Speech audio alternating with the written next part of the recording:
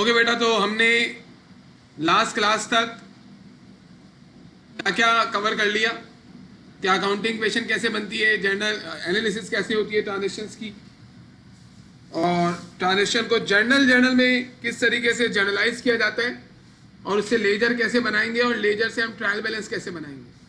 तो कल ये बताया था कि प्री क्लोजिंग ट्रायल बैलेंस को बनाने का मकसद क्या है, दो मकासद हैं। डेबिट क्रेडिट की इक्विलिटी प्रूव हो जाए, अगर आपका ट्रायल बैलेंस बराबर आता है, डेबिट क्रेडिट बराबर है, तो डेबिट क्रेडिट की इक्विलिटी तो प्रूव हो जाएगी।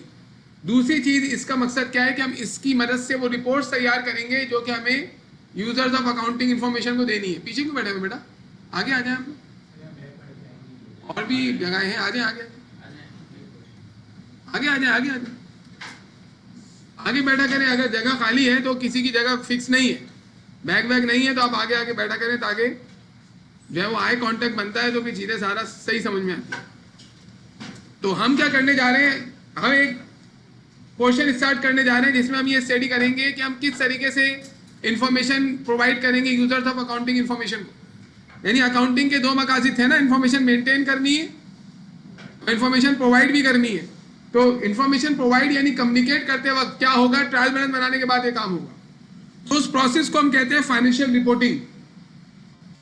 फाइनेंशियल रिपोर्टिंग हम परफॉर्म करने जा रहे हैं। Financial reporting means we are going to provide the related information to the users of accounting information that are creditor, investor, government and supplier and customer etcetera. तो financial reporting क्या है, सबसे पहला सवाल हमारे दिमाग में ये आ रहा है। तो फाइनेंशियल रिपोर्टिंग क्या है, देखें हमने इसको एक्सप्लेन किया कि फाइनेंशियल रिपोर्टिंग क्या है। तो इसमें बता रहे हैं कि फाइनेंशियल रिपोर्टिंग एक प्रोसेस है। फाइनेंशियल रिपोर्टिंग एक प्रोसेस है। किस चीज का प्रोसेस है, प्रोसेस है किस चीज का प्रोसेस है, जिसकी मदद से हम इंफॉर्मेशन प्रोवाइड करेंगे। किसको, उन लोगों को जो ऑर्गेनाइजेशन के बाहर है। देखिए इंटरनल लोगों के लिए जो मैनेजर्स हैं और मैनेजमेंट है, उनको इंफॉर्मेशन प्रोवाइड करने को फाइनेंशियल रिपोर्टिंग नहीं कहते। फाइनेंशियल रिपोर्टिंग किसको कहते हैं, अरे तो मुझे दोबारा तकरीर करनी पड़ेगी। जो लोग कल नहीं थे वो कैसे अकाउंटिंग पढ़ेंगे बेटा, इस तरीके से आपको प्रॉब्लम होगी बेटा, आगे आप लोग फिर प्रॉब्लम का शिकार हो जाएंगे। अब आपको पता ही नहीं पीछे क्या चल रहा है, एक एक सेंटेंस इंपॉर्टेंट है, तो आपको अपना ख्याल रखना बहुत जरूरी है। Are you listening to me और नॉट। तो मैं ऐसे भी करता हूँ कि मैं नीचे जाके रिक्वेस्ट करता हूँ कि जो स्टूडेंट रेगुलर बेसिस पे नहीं आ रहे हैं उनके साथ कुछ और काम किया जाए, आप किसी और बैच में ट्रांसफर कर देंगे फिर, क्योंकि आपने इतने सारे लेक्चर ही छोड़ देने। इसका क्या करेंगे अब आप, वो तो देख लेंगे आप। ये जो एब्सेंट आप हो रही हैं क्लास में, इसको कवर करने की कोशिश करें ना। देखिए आप लोग तो फिजिकल स्टूडेंट्स हैं ना, तो आप लोग क्लास में होगे तो you have the right to ask the question. Recorded जो देखेगा वो सवाल कैसे पूछेगा। यहां पर जो है ज्यादा इंपॉर्टेंट है कि आप क्लास में मौजूद हो।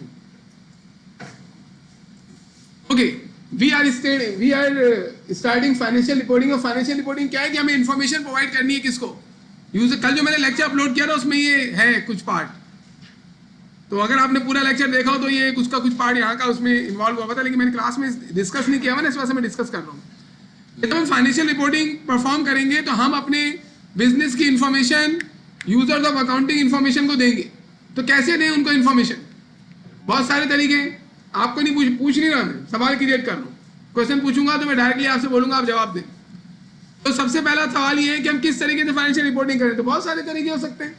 हम यूजर्स ऑफ अकाउंटिंग इंफॉर्मेशन को कहीं बुला लें, सेमिनार करवा लें और अपनी बिजनेस के बारे में उन्हें कम्युनिकेट कर दें, या फिर हम जो है वो कोई ऑनलाइन मीटिंग रख लें, उसके अंदर उनको इंफॉर्मेशन प्रोवाइड कर दें। इस तरीके से हो सकता है, उन्हें हमारे बिजनेस के बारे में मालूम चल जाएगा, लेकिन वन टाइम होगा। इसके अलावा भी तरीके हो सकते हैं। तो जो लीगल वे है ना, जो कि हमें IASB ने बताया है, इंटरनेशनल अकाउंटिंग स्टैंडर्ड बोर्ड ने, वो उसने ये कहा है कि अगर आपको यूजर्स ऑफ अकाउंटिंग इंफॉर्मेशन को इंफॉर्मेशन देनी है तो आपको सबके लिए अलग अलग इंफॉर्मेशन क्रिएट करने की जरूरत नहीं है। ट्रायल बैलेंस से जो रिपोर्ट्स बनेंगी वो सबके लिए अलग अलग बनाने की जरूरत नहीं है आप। अगर आप क्रेडिट के अलग रिपोर्ट बनाएं, इन्वेस्टर के अलग बनाएं, कस्टमर सप्लायर के अलग बनाएं, तो फिर तो इसी में लग जाएगा आपका पूरा टाइम। इसी वजह से आप, अच्छा ये जो फाइनेंशियल रिपोर्टिंग आप कर रहे हैं, आप खुद से कर रहे हैं या वो इन्फॉर्मेशन मांग रहे हैं आपसे, या आप खुद से कर रहे हैं? अगर कोई स्पेसिफिक इन्वेस्टर आता है मुझसे बोलता है कि मुझे अपने बिजनेस की डिटेल इन्फॉर्मेशन दो, तो फिर मैं उसे जो इन्फॉर्मेशन दूंगा वो इससे भी ज़्यादा डिटेल हो सकती है जिसके बारे में हम बात करने जा रहे हैं। ये हम खुद से कर रहे हैं। यानी आपका जब ईयर एंड होगा तो आपको खुद से अपने बिजनेस की इन्फॉर्मेशन प्रोवाइड करनी है। किसको? यूजर ऑफ अकाउंटिंग इन्फॉर्मेशन को। ऐसे प्रोसेस को क्या कहते हैं? Financial reporting. यानी फाइनेंशियल रिपोर्टिंग वॉलंटरीली आपको करनी है, और ये वॉलंटरीली भी है, बाय लॉ भी होती है। लॉ कहता है कि ये करें। तो उन्होंने ये तरीका बताया कि अगर आपको फाइनेंशियल रिपोर्टिंग करनी है ना, तो आप कुछ रिपोर्ट्स बनाएं, और वो रिपोर्ट सबके काम की होनी चाहिए। सबके काम की होनी चाहिए मतलब वो इन्वेस्टर के भी काम आए, क्रेडिटर्स के भी काम आए, वो गवर्नमेंट के भी काम आए, जितने भी हमारे यूजर्स बताए थे ना मैंने शुरू में, उन सबके काम की हो। 11 बजे का मतलब क्या होता है? तो हम ऐसी रिपोर्ट तैयार करेंगे जो किसी एक स्पेसिफिक यूजर के लिए ना हो, बल्कि तमाम के तमाम यूजर्स ऑफ अकाउंटिंग इंफॉर्मेशन के काम आए। बेटा जल्दी आओ यार, टाइम पे आप क्लास के अंदर आए। 11 बजे जब बोला था आप 11 बजे क्लास में पहुंचे। आगे वाली चेयर्स को पहले फिल करें। आगे आए, आगे आए, आगे आए, आगे वाली चेयर्स पहले फिल करो बेटा। ये चेयर खाली है, आगे आ जाए, आगे आ जाए, दोस्ती वोस्ती छोड़ दें। आप आगे आ जाए, इंटर साइंस वाले आगे आ जाए, दोस्ती को छोड़ें। क्लास के बाद फिर बैठ जाइएगा। सब लोग आगे बैठा करें। इधर है कोई जगह? है जगह खाली है, बैठ सकते हैं। आ जाओ बेटा, आगे आ जाओ। इसी में मेरी आधी क्लास ज़ाया हो जाएगी। आप लोगों को आगे वाली चेयर्स को ऑक्यूपाई करना है। आप गर्ल्स भी ये सुने, मैं तो आप लोगों को इस वजह से अलाउ कर देता हूँ क्योंकि यहाँ से नजर नहीं आ रहा होता है। बाकी बॉयज को तो यहाँ से विजिबल है सारी चीजें।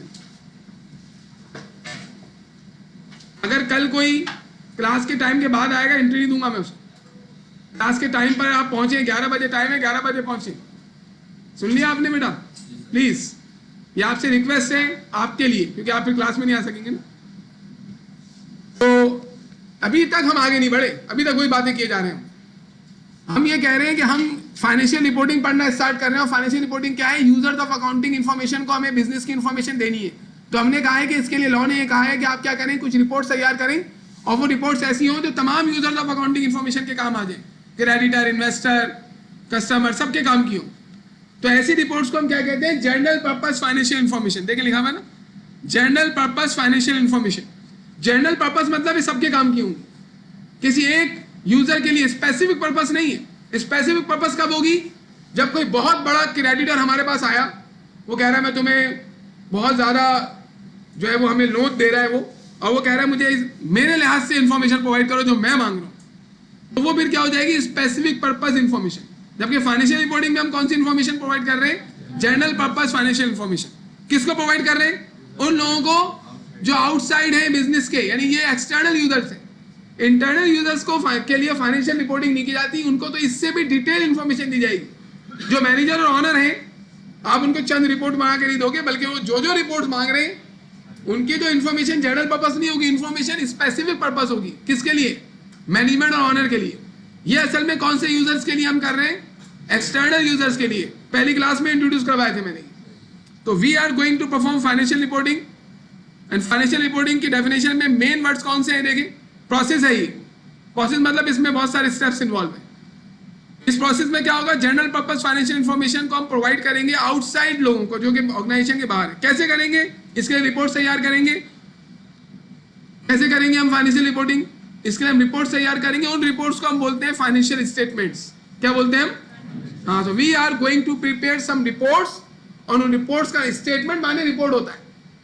फाइनेंशियल स्टेटमेंट माने वो रिपोर्ट जो कि IASB ने हमें कही है, इंटरनेशनल अकाउंटिंग स्टैंडर्ड बोर्ड ने, कि आप ये रिपोर्ट तैयार करें। इनमें 4 रिपोर्ट्स हैं, 5वीं कोई रिपोर्ट नहीं है। और ये चारों रिपोर्ट्स हम बनाना सीखेंगे दोनों बिजनेसेस के अंदर। 3 टाइप के बिजनेस बताए थे ना मैंने, सर्विसिंग, ट्रेडिंग एंड मैन्युफैक्चरिंग। अभी हम जो अकाउंटिंग वेशन और जर्नल लेजर ट्रायल बैलेंस करके आ रहे हैं, किसका किया हमने? वो सारा सर्विसिंग बिजनेस का काम है। ट्रेडिंग बिजनेस की एक भी एंट्री मैंने आपको नहीं बताई। अभी हम पहले सर्विसिंग बिजनेस का पूरा अकाउंटिंग साइकिल पढ़ेंगे।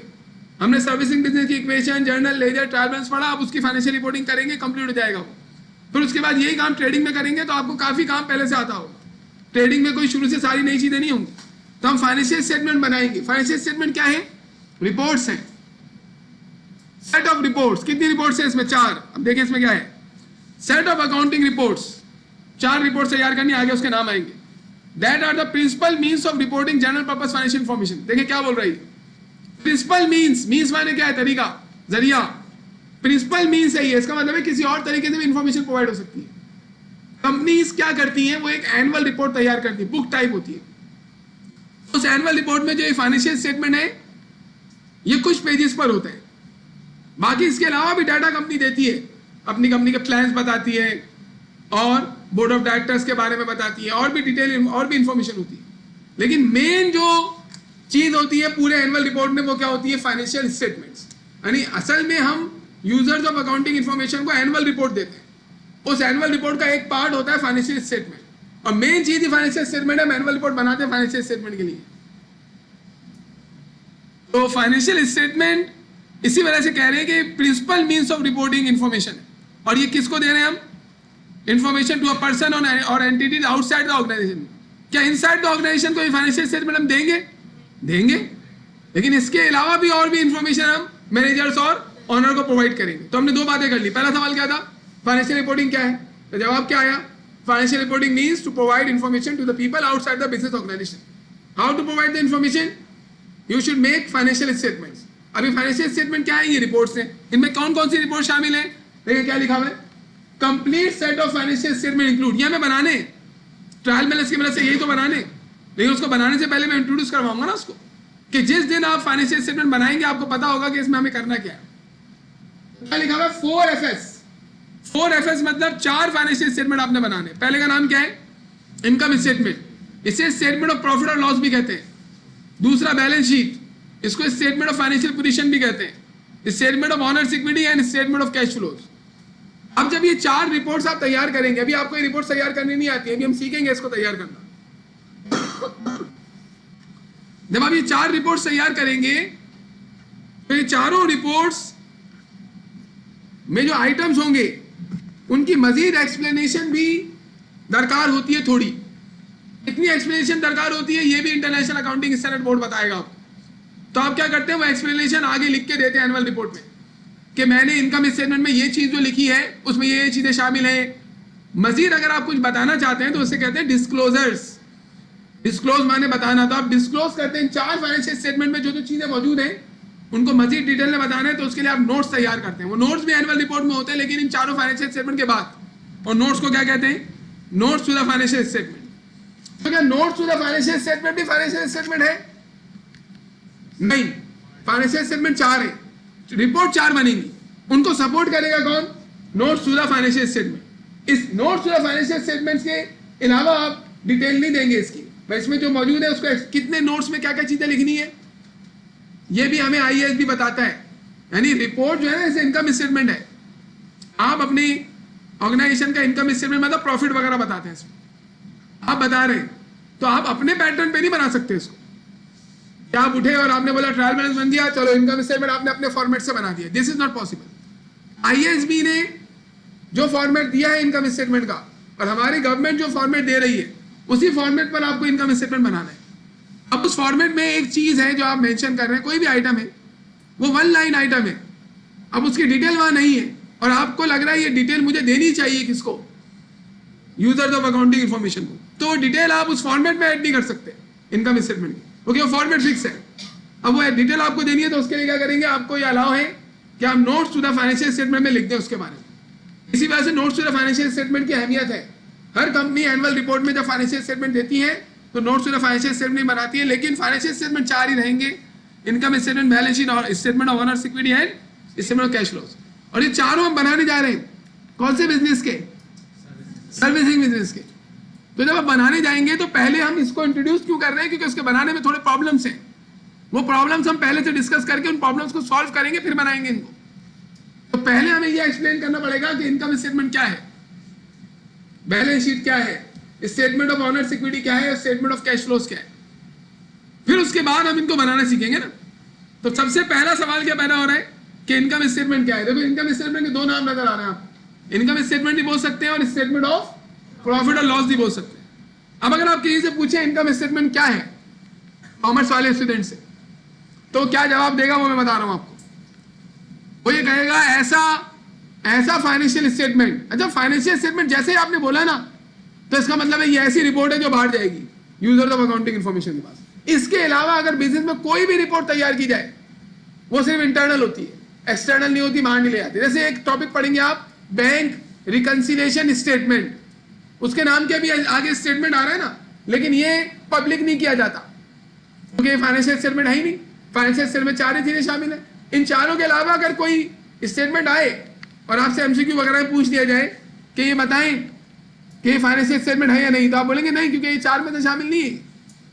तो ये एक बहुत इंपॉर्टेंट बात है कि फाइनेंशियल स्टेटमेंट वो होता है जो हम यूजर्स ऑफ अकाउंटिंग इन्फॉर्मेशन को देते हैं। अब आपने मैनेजमेंट के लिए एक रिपोर्ट तैयार की, लेबर की रिपोर्ट, लेबर की डिटेल, लेबर की रिपोर्ट, कितने कितने सैलरी दे रहे हैं, अभी हम पब्लिक थोड़ी करेंगे क्योंकि फाइनेंशियल स्टेटमेंट ही नहीं है, ये तो इंटरनल पर्पस के लिए।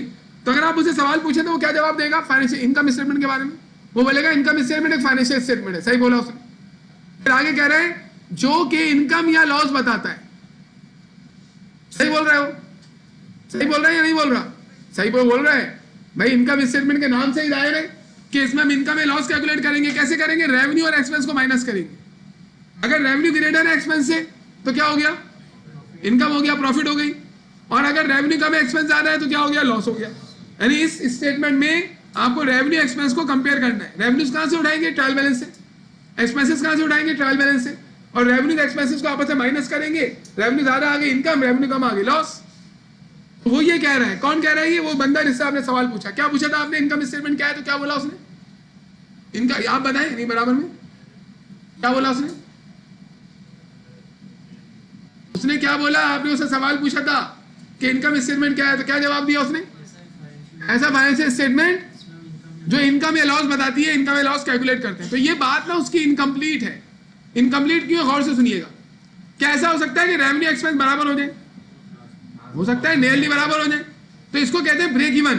क्या कहते हैं? Break even. तो क्या इनकम स्टेटमेंट में ब्रेक इवन नहीं आ सकता?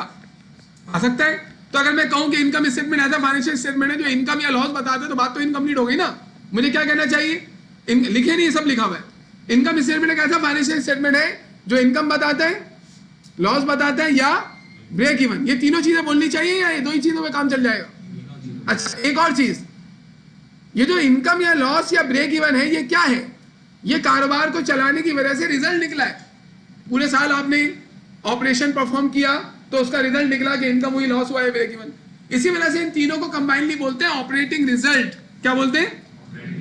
ऑपरेटिंग रिजल्ट का मतलब क्या है? बिजनेस चलाकर रिजल्ट क्या निकला। और रिजल्ट 3 निकल सकते हैं, इनकम, लॉस या ब्रेक इवन। तो अगर मैं ये डेफिनेशन बोलता हूं कि इनकम स्टेटमेंट ऐसा फाइनेंशियल स्टेटमेंट है जो नेट इनकम, नेट लॉस या ब्रेक इवन बताता है, इसके बाद अगर मैं ये डेफिनेशन बोलूं कि इनकम स्टेटमेंट ऐसा फाइनेंशियल स्टेटमेंट है जो ऑपरेटिंग रिजल्ट बताता है, तो कौन सी डेफिनेशन ज्यादा सही लग रही है? ऑपरेटिंग रिजल्ट वाली। क्यों? कंसाइज हो गए ना। बीसीआरडब्ल्यू पढ़ रहे, उसमें टीचर ने बताया होगा बातें कंसाइज होनी चाहिए। तो अभी क्या नतीजा निकला? इनकम स्टेटमेंट ऐसा फाइनेंशियल स्टेटमेंट है। पहली बात फाइनेंशियल स्टेटमेंट है। दूसरा वो क्या बताता है? Operating result. फिर कोई पूछे कि ऑपरेटिंग रिजल्ट का मतलब क्या है, तो फिर आप वो बोलेंगे इनकम, लॉस या ब्रेक इवन। फिर आप बताएंगे इनकम क्या होती है, लॉस क्या होता है, ब्रेक इवन क्या होता है। शुरू में आप यही बोलेंगे। आप बताएं इनकम स्टेटमेंट अगर हमारा साल जनवरी 1 को शुरू होता है, दिसंबर 31 को खत्म होता है, तो इनकम स्टेटमेंट आखिरी दिन का बनेगा या पूरे साल का बनेगा? पूरे साल का बनेगा, क्योंकि पूरे साल की रेवेन्यू ट्रायल बैलेंस में होंगी, पूरे साल के एक्सपेंसेस ट्रायल बैलेंस में होंगे। तो हम पूरे साल की रेवेन्यू में से पूरे साल के एक्सपेंसेस को लेस कर लेंगे, तो फिर हमें मालूम चल जाएगा कि इनकम हुई लॉस। तो 3 बातें बोलना जरूरी है इनकम स्टेटमेंट की डेफिनेशन में। पहली बात फाइनेंशियल स्टेटमेंट है, दूसरी बात ऑपरेटिंग रिजल्ट बताएगा, तीसरी बात पूरे साल का बनेगा। अब आप देख लें डेफिनेशन क्या बोल रही। इनकम स्टेटमेंट ऐसा फाइनेंशियल स्टेटमेंट है जो कि ऑपरेटिंग रिजल्ट बताता है और फॉर अ ईयर पूरे साल का बताएगा। तो तीनों में से एक बात भी आपने मिस कर दी ना, तो इनकम स्टेटमेंट की डेफिनेशन गलत हो जाएगी। और आगे जाकर टीचर ज्यादातर ये बोलेंगे ये चीज फॉर द ईयर है। फॉर द ईयर बोला उन्होंने, समझ जाना है आपको पूरे साल का काम करना है। फॉर द ईयर ये कौन कौन से स्टेटमेंट बनते हैं अभी आपको पता चल जाएगा। कितने टाइप के फाइनेंशियल स्टेटमेंट है? 4। चारों में से एक फाइनेंशियल स्टेटमेंट ऐसा है जो कि आखिरी दिन का बनेगा, बाकी पूरे साल के बनेंगे। तो आपको ये याद रखना है कौन से पूरे साल का बनता है, क्योंकि पेपर में जब पूछेगा ना आपसे, कोई बताएगा थोड़ी, तो आपको खुद ही माइंड में रखना है कि मुझे पूरे साल का डाटा उठाना है या आखिरी दिन का डाटा उठाना है, क्या करना है। अब इनकम स्टेटमेंट ऑपरेटिंग रिजल्ट बताता है, तो कितने टाइप के ऑपरेटिंग रिजल्ट है देखिए, नेट प्रॉफिट, नेट लॉस और ब्रेक इवन। नेट प्रॉफिट कब होता है? जब रेवेन्यू बड़ी हो। ये साइन तो आपको मालूम है ना, जहां मुंह खुला हुआ है वो बड़ा होता है, इसका मुंह कहां खुला हुआ है? रेवेन्यू की तरफ, तो रेवेन्यू ज्यादा होगा एक्सपेंस से, तो हमारा नेट प्रॉफिट या नेट इनकम दोनों बोल सकते हैं। रेवेन्यू कम होगी, एक्सपेंस ज्यादा होगा, तो नेट लॉस ब्रेक इवन हो गया। अब मेरा एक सवाल है, सवाल वो देगा जिसने कल की पूरी वीडियो ना देखी हो, सही है? उसके अलावा मतलब जिसने वीडियो ना देखी हो ना पूरी, वो जवाब दे। अगर आपने पूरी वीडियो देखी है तो उसमें उसने आपने देख लिया होगा जवाब। सवाल यह है कि इनकम स्टेटमेंट ऑपरेटिंग रिजल्ट बताता है, और ऑपरेटिंग रिजल्ट का मतलब होता है इनकम होगी या लॉस होगा, ब्रेक इवन। तो अगर किसी बिजनेस ने इनकम कमाई है, आप बता दें, तो इसका मतलब क्या है? तो स्टूडेंट बोल रहा है सर इनकम कमाई है मतलब रेवेन्यू ज्यादा थी, एक्सपेंस कम था। सही बोल रहा है वो, इसी का तो मतलब पूछ रहा हूं मैं। अगर किसी बिजनेस ने इनकम कमाई है, नेट इनकम है यानी कि नेट प्रॉफिट है, और रेवेन्यू एक्सपेंसेस ज्यादा है, तो इसका मतलब क्या है? प्रॉफिट हुआ है, इसी का तो मतलब पूछ रहा हूं। उसको प्रॉफिट हुआ है, इसका मतलब क्या है? ऑपरेटिंग रिजल्ट प्रॉफिटेबल है, इसका मतलब इनकम स्टेटमेंट बना के प्रॉफिट निकालने, सही है। तो प्रॉफिट आया है, इस प्रॉफिट का मतलब क्या है? अगर एक बिजनेस को 10 लाख का प्रॉफिट हुआ है, इसका मतलब क्या है? हाँ, क्या बोल रहे हैं आप? प्रॉफिटेबिलिटी है, सॉल्वेंसी तो आगे अलग चीजों से कैलकुलेट होगी। प्रॉफिटेबिलिटी है, सही है, लेकिन मैं तो ये नहीं पूछ रहा हूं आपसे। चलिए मैं आपको इसके एग्जांपल देता हूं। आपका एक दोस्त है, उसका एक बिजनेस है, बड़ी सी शॉप है उसकी। आप जब गए फर्स्ट शॉप, तो आप चाय वाय पिया आपने बोला मुबारक हो, तुमने बिजनेस स्टार्ट कर दिया। आपने पीछे वाली चीजें कवर कर रहे हैं ना। फिर दूसरी मरतबा आप गए, उसके बाद से उसकी 2 शॉप्स हैं, आपने फिर चाय पी।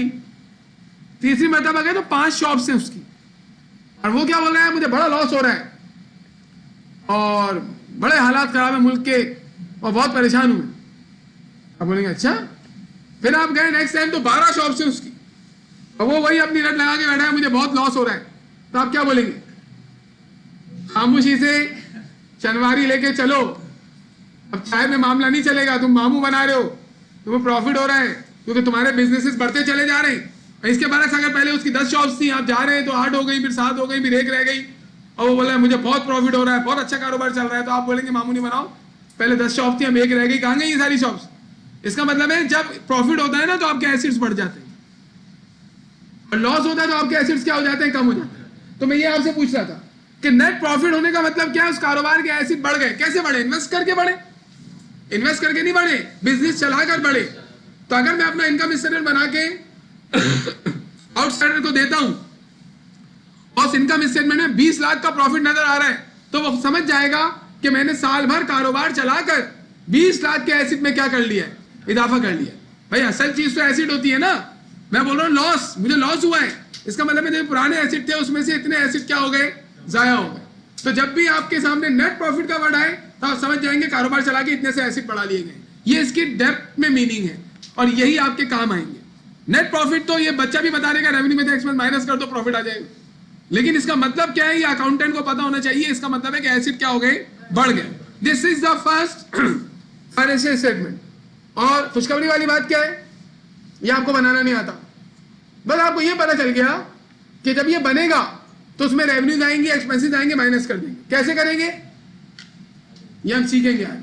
लेकिन अभी जिस दिन मैं इनकम स्टेटमेंट पढ़ाऊंगा, उस दिन उसमें रेवेन्यू एक्सपेंस लेके जाऊंगा, तो आपका ये सवाल नहीं होगा कि इसमें रेवेन्यू एक्सपेंस क्यों जा रही है, क्योंकि मैं पहले ही बता चुका हूं। कितने टाइप के अकाउंट्स है? 5। Asset, liability, on equity, revenue expense. दो अकाउंट्स रेवेन्यू एक्सपेंस का चले गए इनकम स्टेटमेंट, ये रिपोर्ट हो गई। दूसरी रिपोर्ट का नाम क्या है? हर रिपोर्ट को मैं एक एक करके एक्सप्लेन कर रहा हूं, फिर मैं आपको बताऊंगा ये बनेगी कैसे। दूसरी रिपोर्ट का नाम क्या है? Balance sheet. और इसका एक और नाम है स्टेटमेंट ऑफ फाइनेंशियल पोजीशन। ये जो रिपोर्ट है ना, ये बिल्कुल अकाउंटिंग इक्वेशन जैसी होती है। अकाउंटिंग इक्वेशन में क्या क्या था? Asset, liability, capital. इसमें भी क्या होगा? Asset, liability, capital. जब हमने अकाउंटिंग इक्वेशन का जो नाम था वो क्या बताया था? Balance sheet equation.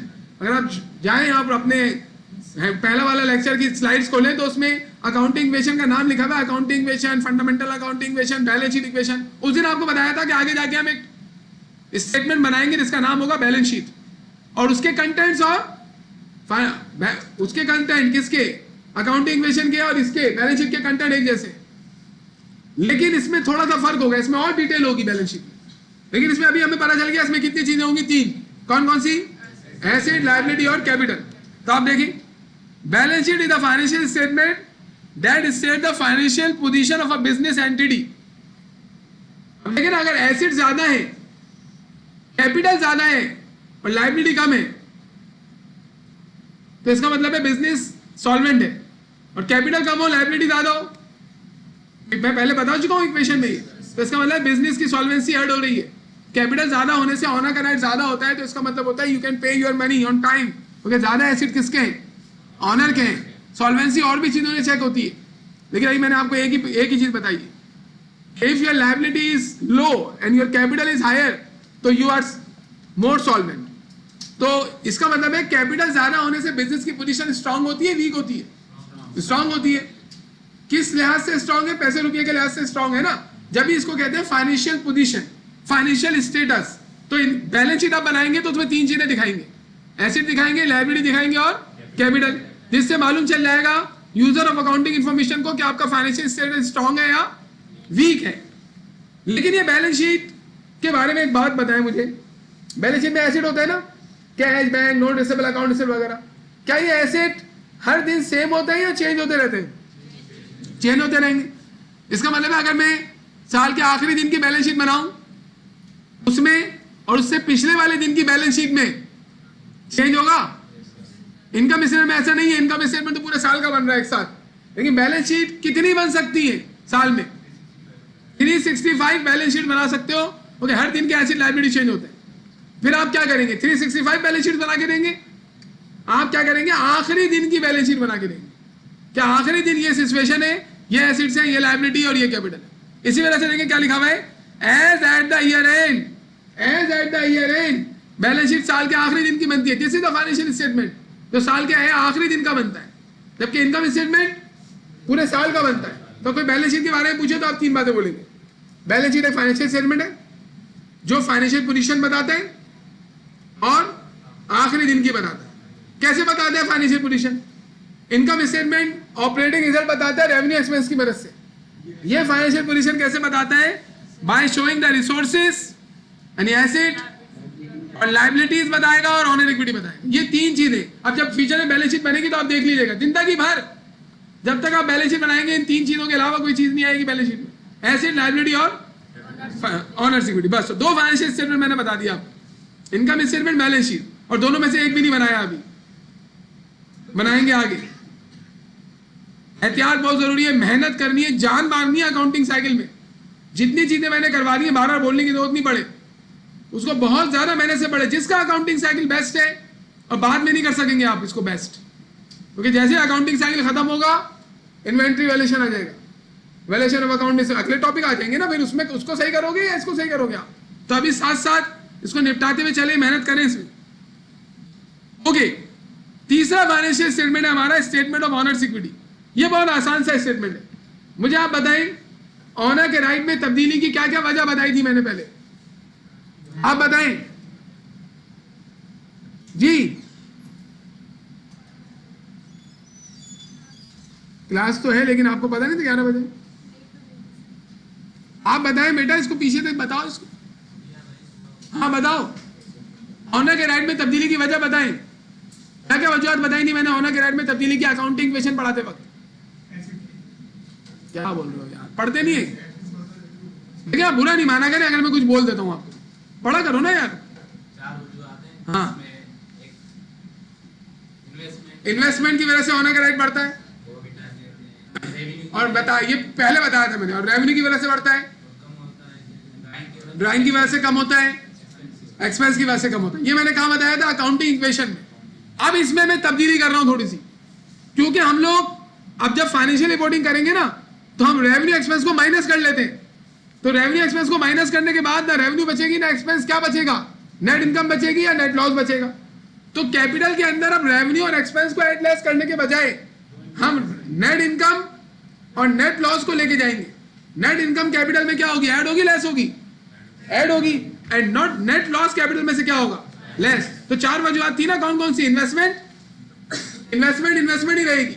यानी अभी भी मैं यही कहूंगा कि ऑनर के राइट में इजाफे की वजह इन्वेस्टमेंट होती है, लेकिन जो रेवेन्यू वाली वजह थी उसकी जगह पे अब क्या बोलेंगे हम, नेट इनकम। ड्राइंग की जगह पे हम ड्राइंग ही बोलेंगे, ड्राइंग की वजह से ऑनर का राइट कम होता है। और चौथी वजह नेट लॉस, यानी एक्सपेंस की जगह पे अब नेट लॉस आ जाएगा। कोई आपसे पूछे कि ऑनर के राइट में तब्दीली की क्या वजह होती है, आप उससे ये बोलेंगे ना, अकाउंटिंग इक्वेशन के लिहाज से पूछ रहे हो या आगे वाले टॉपिक के लिहाज से? तो वो बोले अकाउंटिंग इक्वेशन के लिहाज से तो पुराना वाला कमेंट। और अगर वो बोले नहीं मुझे आगे बताओ कि आगे कैसे होगा, तो आप बोलेंगे भाई इन्वेस्टमेंट की वजह से बढ़ता है, नेट इनकम की वजह से बढ़ता है, ड्राइंग की वजह से कम होता है, नेट लॉस की वजह से कम होता है। यही होना चाहिए ना, लेकिन आप ऐसे नहीं करेंगे। मैं आपको बता रहा हूं कैसे करेंगे। कोई आपसे पूछे कि ऑनर के राइट में तब्दीली की क्या वजह है, तो वो असल में अकाउंटिंग इक्वेशन के लिहाज से पूछ ही नहीं रहा है आपसे, वो आपसे यही वाली बात पूछ रहा होगा 100%। तो आपको यही जवाब देना है कि ऑनर के राइट में इजाफे, क्योंकि अकाउंटिंग इक्वेशन तो एक स्टार्टर टॉपिक है जो कि हेल्प करता है आगे पढ़ने में, लेकिन असल अकाउंटिंग साइकिल है। इसमें क्या होता है, इन्वेस्टमेंट की वजह से बढ़ेगा, और बोले दोबारा नेट इनकम की वजह से बढ़ेगा, ड्राइंग की वजह से कम होगा, नेट लॉस की वजह से कम होगा।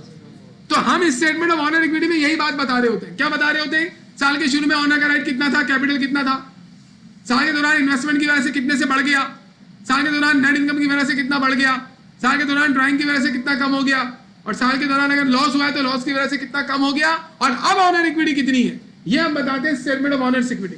सारा का सारा चक्कर किसका होगा, कैपिटल का, और कैपिटल में तब्दीली की वजूहत बताना जरूरी है। देखिए पहले तो ये बता रहे हैं statement of owners equity the financial statement, ये भी फाइनेंशियल स्टेटमेंट है, that shows honours equity and explain in the certain changes that have taken place in it during the year.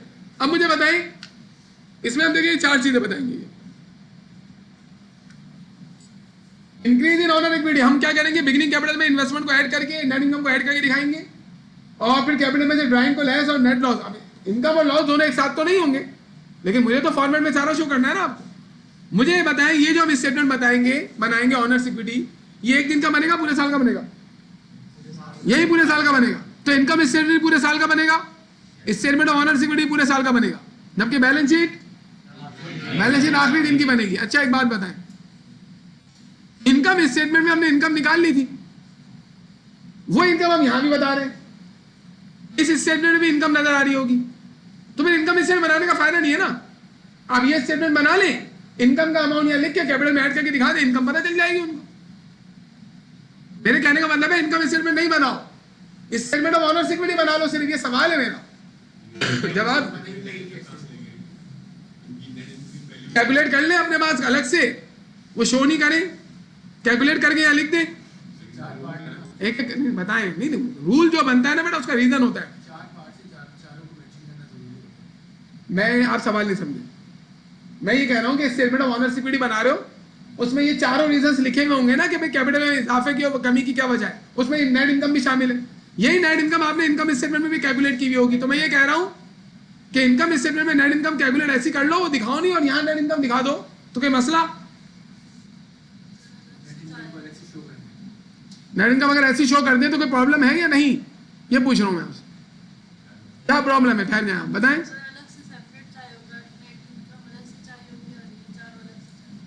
हाँ तो अलग से दिखाएंगे ना, नेट इनकम लिख देंगे यहाँ पर, नेट इनकम लिख देंगे 1 लाख की नेट इनकम है बस। किसका क्या डेटा? बोलना आप सही जा रहे हैं, और भी लोग जवाब दे सकते हैं, लेकिन मैं रोक देता हूं, मुझे जहां से जवाब डायरेक्ट मिलने की उम्मीद हो। हाँ क्यों रिपोर्ट बना रहे हो इनकम स्टेटमेंट की? उसने जवाब दिया, आप सही कह रहे हैं, लेकिन कि लीगल रिक्वायरमेंट है या बनानी होती है, लेकिन असल में इनकम स्टेटमेंट अगर आप नहीं बनाए तो उसे मालूम नहीं चलेगा ना ये इनकम कैलकुलेट कैसे हुई। क्या यहां पर स्टेटमेंट ऑफ ऑनर्स इक्विटी में रेवेन्यू एक्सपेंस की डिटेल होगी? नहीं, यहां तो नेट इनकम का डायरेक्ट अमाउंट आ जाएगा, जबकि इनकम स्टेटमेंट में आप जाएंगे तो वहां रेवेन्यू एक्सपेंस की सारी डिटेल होगी, इतनी रेवेन्यू से यही एक्सपेंसेस थे। इसी वजह से इनकम स्टेटमेंट को अलग से बनाना जरूरी है। ये सवाल मुझसे एक स्टूडेंट ने पूछा था कि जब इनकम स्टेटमेंट की इनकम यहां लिख रहे हैं तो इनकम स्टेटमेंट क्यों बना रहे हैं? तो उसका जवाब आपने दे दिया कि भाई इनकम स्टेटमेंट बनाने का रीजन क्या है कि we need the detail how income has been calculated इसी वजह से आप इनकम स्टेटमेंट में पूरी डिटेल देंगे और यहां पर इनकम का डायरेक्ट फाइनल एक अमाउंट आएगा। तो 3 फाइनेंशियल स्टेटमेंट हो गए। इनकम स्टेटमेंट क्या बताता है? पूरे साल का ऑपरेटिंग रिजल्ट। बैलेंस शीट क्या बताती है? साल के एंड के दिन क्या financial position, asset liability capital की मदद से। Statement of honour equity capital के बारे में सारी डिटेल देता है। सही है। अब ये स्टेटमेंट इंपॉर्टेंट है। देखिए, बिजनेस में इन्वेस्टमेंट की वजह से कैपिटल बढ़ना अच्छा है या इनकम की वजह से कैपिटल बढ़ना अच्छा है? अगर आपने इन्वेस्टमेंट करके कैपिटल को बढ़ाया तो बिजनेस का क्या कमाल है? इसमें कोई कमाल नहीं है। इसी वजह से आप अगर डायरेक्ट ये बोले कि मेरा बिगनिंग कैपिटल 1 लाख था लेकिन आज मेरा एंडिंग कैपिटल 1 करोड़ है, आप बोलेंगे वाह क्या बात है। ऐसा नहीं करना आपको। आप बोलेंगे कैसे हो गया 1 करोड़? तो मैंने बताया भाई 99 करोड़ की मैंने इन्वेस्टमेंट की, 99 लाख की, 99 लाख की मैंने इन्वेस्टमेंट की। तो ये तो कारोबार चला के तो कुछ नहीं किया, इसका मतलब है इनकम वगैरह कुछ भी नहीं हुई। इसी वजह से अगर, लेकिन मैं आपको बताऊं कि मैंने 1 लाख रुपए मेरा कैपिटल था, अब 1 करोड़ है और 90 लाख का नेट इनकम है और 9 लाख की मैंने इन्वेस्टमेंट की, तो आप बोलेंगे हाँ भाई बिजनेस ने काफी जो है वो अर्न किया। ऐसे एग्जाम्पल दे रहा हूँ, ये प्रैक्टिकल नहीं है कि भाई 1 लाख इन्वेस्ट किए और इतने कमा दिए। ओके, 14 फाइनेंशियल स्टेटमेंट जो हम एफएफए के बिल्कुल लास्ट में बनाएंगे। आखिरी क्लासेस होंगी, कुछ मतलब आखिरी वीक्स होंगे, तो उस दिन बनेगा और उसका नाम है कैश फ्लो स्टेटमेंट। क्वेश्चन बोल रहे हैं, हैंड रेस कर लिया उसने, बोला सर आखिरी में क्यों पढ़ेंगे, ये पहले पढ़ लें। पूरा एफएफए पढ़ने के बाद समझ में आएगा ये कैसे बनता है। यानी इसको पढ़ने के लिए सारे टॉपिक्स आना जरूरी है, तो फिर आपको ये समझ में आएगा कैश फ्लो स्टेटमेंट। ये एक ऐसा स्टेटमेंट है कि अगर आप वो कराची बोर्ड से पढ़ें तो कराची बोर्ड वाले फर्स्ट ईयर में भी नहीं पढ़ाते स्टूडेंट को, सेकेंड ईयर में भी नहीं पढ़ाते और एडीसी पार्ट 1 में भी नहीं पढ़ाते। एडीसी पार्ट 2 यानी 4th ईयर में जाके बच्चा ये पढ़ता है स्टेटमेंट ऑफ कैश फ्लोज। 3 साल तक अकाउंटिंग पढ़ता रहेगा, लेकिन यहां पर आप पहले कोर्स के आखिरी में इसको पढ़ेंगे। तो आप देख रहे हैं जितनी अकाउंटिंग वो पढ़ता है सारी आप यहाँ एफएफए में पढ़ते हैं, और 4 साल वाली। कुछ टॉपिक्स ऐसे हैं जो कि वो पुराने हो चुके हैं तो वो हम लोग नहीं पढ़ते, वो लेकिन कराची बोर्ड में है, उनको निकालने में टाइम लगेगा, वो पुराने टॉपिक चला रहे। तो कैश फ्लो स्टेटमेंट के नाम से जाहिर है। फ्लो माने क्या होता है? बहना, ये वाली बहना नहीं है। फ्लो माने इनफ्लो आउटफ्लो, यानी आना और जाना। कैश इनफ्लो मतलब कैश इंक्रीज हो रहा है, कैश आउटफ्लो मतलब कैश डिक्रीज हो रहा है। तो ये स्टेटमेंट ऑफ कैश फ्लो बताएगा। इसमें हम आउटसाइडर को क्या बता रहे होंगे, किन किन रीजंस की वजह से कैश का इनफ्लो हुआ, किन किन रीजंस की वजह से कैश का आउटफ्लो हुआ। देखिए, अगर मेरा बिगनिंग कैश 2 लाख था और साल के एंड में मेरा कैश 10 लाख है, 8 लाख बढ़ गया ना। तो यूजर्स ऑफ अकाउंटिंग इन्फॉर्मेशन जानना चाहते हैं कैसे बढ़ गया।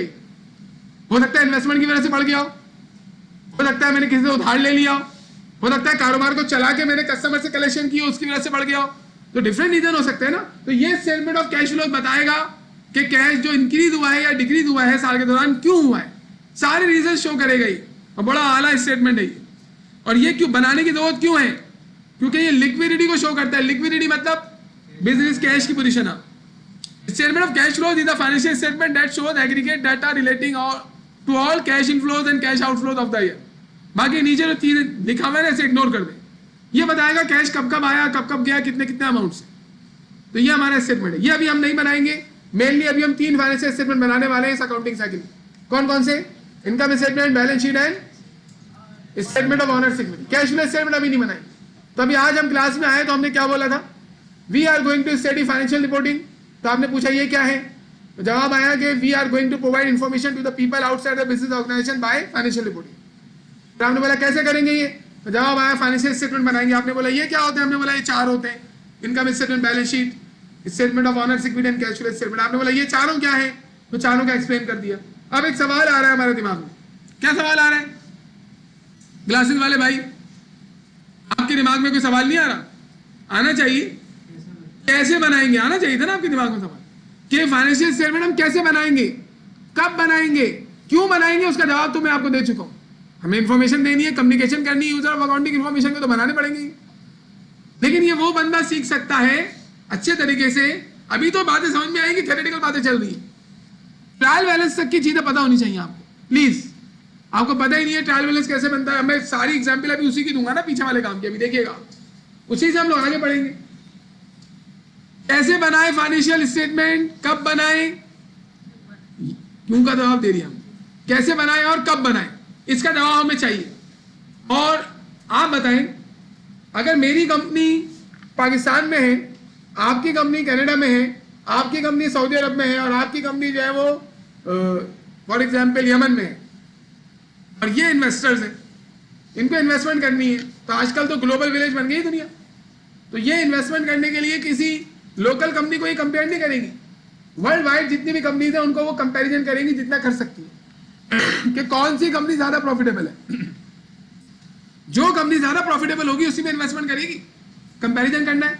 अब मैं जो इनकम स्टेटमेंट बना रहा हूं ना उसका अलग फॉर्मेट है, ये जो इनकम स्टेटमेंट बना रहे हैं उसका अलग फॉर्मेट है, आपका अलग फॉर्मेट है। फिर ये जब ये इन्वेस्टर लोग इनकम स्टेटमेंट लेके बैठेंगे, कंपेयर करेंगे हम लोगों के इनकम स्टेटमेंट को, तो क्या उन्हें समझ में आएंगी चीजें? कंपैरिजन मुमकिन नहीं है। कंपैरिजन कब मुमकिन होता है? जब चीजें सेम हो। जैसे आप लोगों ने देखा होगा एक वक्त था कि अभी भी आता होगा मुझे नहीं मालूम, शेफ का जो है वो कंपटीशन होता था, जल्दी जल्दी पकाओ, जो जल्दी और अच्छा पकाएगा वो जीत गया। तो उसमें फिर वो बंदे जो है वो ऊपर आते थे शेफ बन के। तो उसके लिए कंपैरिजन में क्या होता था, सारों को, दोनों को एक जैसे तमाम इक्विपमेंट, तमाम मटेरियल प्रोवाइड किया जाता था। अब एक को अगर मैं खराब मटेरियल प्रोवाइड करूं, एक को अच्छा, तो जाहिर सी बात है जिसको अच्छा मटेरियल मिल रहा है उसका जीतना मुमकिन है। तो फाइनेंशियल स्टेटमेंट के कंपैरिजन के लिए फाइनेंशियल स्टेटमेंट के फॉर्मेट्स और उसको बनाने के तरीके सेम होने चाहिए। तो इसका मतलब है सेम कब होंगे? जब सेम रूल्स को फॉलो करेंगे। इसी वजह से हमारे पास दुनिया में कुछ बॉडीज हैं जो अकाउंटिंग के प्रिंसिपल्स बनाती हैं। एक बॉडी का नाम है इंटरनेशनल अकाउंटिंग स्टैंडर्ड बोर्ड और एक का नाम है फाइनेंशियल अकाउंटिंग स्टैंडर्ड बोर्ड। ये दोनों अकाउंटिंग के रूल्स बनाते हैं और वो रूल्स बनाकर अगर दुनिया भर की कंपनीज को प्रोवाइड करते, तुम लोगों की कंपनीज है, मैं IASB हूँ, एज्यूम करो, मैंने अकाउंटिंग के रूल्स बनाए हमारी कंपनी में, हमारे इंस्टीट्यूट में अकाउंटिंग के रूल्स बने, हमने आपको प्रोवाइड कर दिए। जरूरी है आप मेरी बातों को माने? नहीं, क्योंकि मैं तो प्राइवेट बॉडी हूँ, हम लोग प्रोफेशनल लोग हैं, हम लोग अकाउंटिंग के रूल्स बना के आपको दे दिए। अब आपकी मर्जी पे डिपेंड हो जाएगा ना, आप फॉलो करें नहीं करें। आप बोलेंगे नहीं कर रहे हम फॉलो। जैसे अगर आप घर जाएं और आपका छोटा भाई आपको बोले कि कल से अगर 9 बजे के बाद तुम आए तो मैं अंदर ना आने दूंगा, अगर कल से 9 बजे के बाद आए तो मैं अंदर नहीं आने दूंगा, तो आप छोटे भाई को क्या बोलेंगे? साइड में हटो बेटा। ये जो IASB है ना, इसकी बात तो प्राइवेट कंपनीज और ये पब्लिक कंपनीज नहीं सुनेंगी क्योंकि प्राइवेट इदारा है वो। लेकिन घर आप गए और आपके अब्बू बोल रहे हैं बेटा कल से 9 बजे के बाद आया ना, अम्मी अब्बू खड़े होकर बोल रहे हैं, तो अंदर नहीं आने देंगे तेरे को, बाहर ही बैठे रहना। तब आप क्या बोलेंगे? चलो चलो साइड में हटो। ये तो नहीं बोल सकते आप बोलेंगे हाँ इंशाल्लाह, आप वहीं पे जो है वो सीधे हो जाएंगे। तो ये लोग क्या करते हैं, IASB वाले और FASB के जो लोग हैं, रूल्स बना के हमारी गवर्नमेंट को दे देते हैं और हुकूमत उसे लॉ में शामिल कर लेती है कि अब ये कानून है कि अगर आप बैंक चला रहे हो तो आपको इनकम स्टेटमेंट इस फॉर्मेट में बनाना है, अगर आप टेक्सटाइल कंपनी चला रहे हो तो आपको इनकम स्टेटमेंट इस फॉर्मेट में बनाना है, आपको बैलेंस शीट ऐसे बनानी है। ये कौन कर रहा है? ये हमारी गवर्नमेंट कर रही है। गवर्नमेंट ने क्या किया? पूरी गवर्नमेंट नहीं है, गवर्नमेंट ने एक इदारा बनाया, उसका नाम है security and exchange commission of Pakistan. Security and exchange commission of Pakistan के पास ये राइट है कि वो करता है अकाउंटिंग के रूल्स को देखता है। IASB क्या करता है? रूल बना के उसको दे देता है SECP को। SECP security and exchange commission.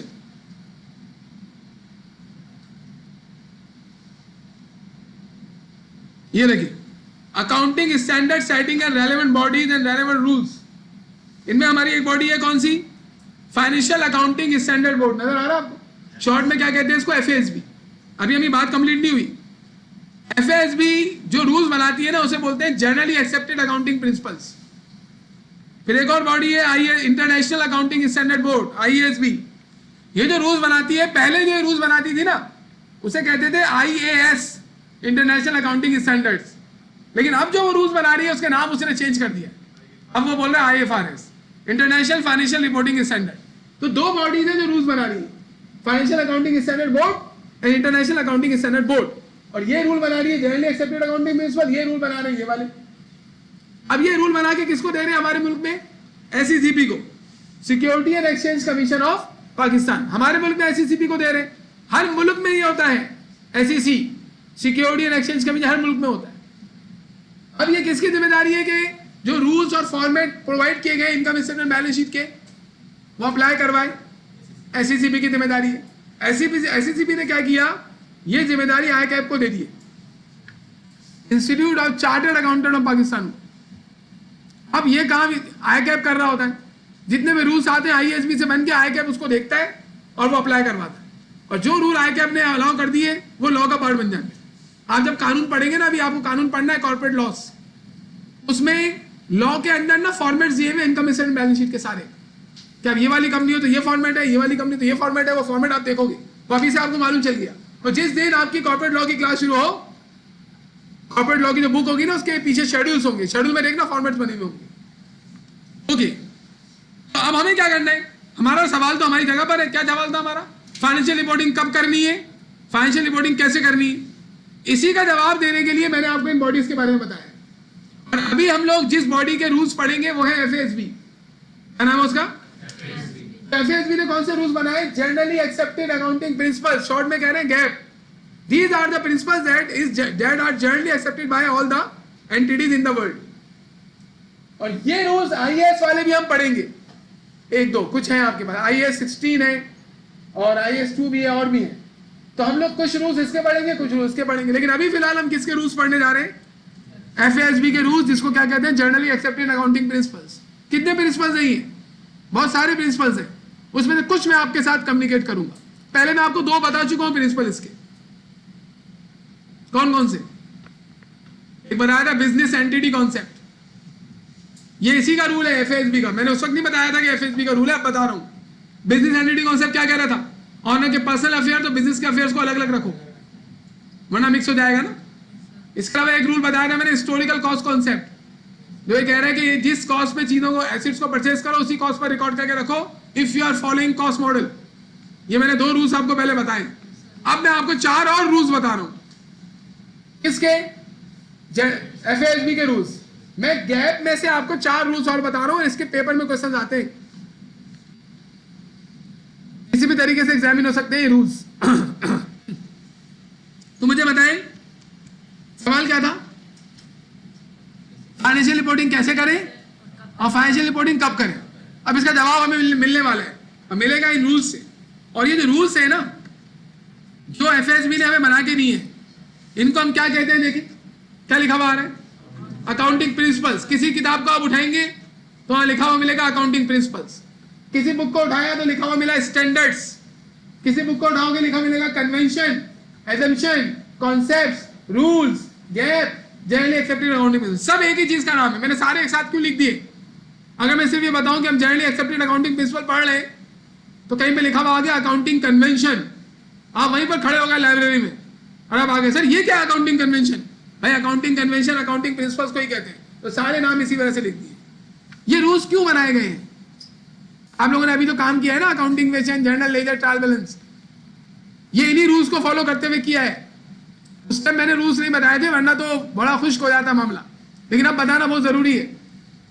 ये रूल्स हम क्यों कब फॉलो करेंगे? इंफॉर्मेशन को मेंटेन करते वक्त या इंफॉर्मेशन को कम्युनिकेट करते वक्त? दोनों वक्त में। अभी मैंने जुमला क्या बोला? पहले भी फॉलो करते हुए आ रहे हैं। पहले हमने क्या किया? इन्फॉर्मेशन कम्युनिकेट की थी या मेंटेन की थी?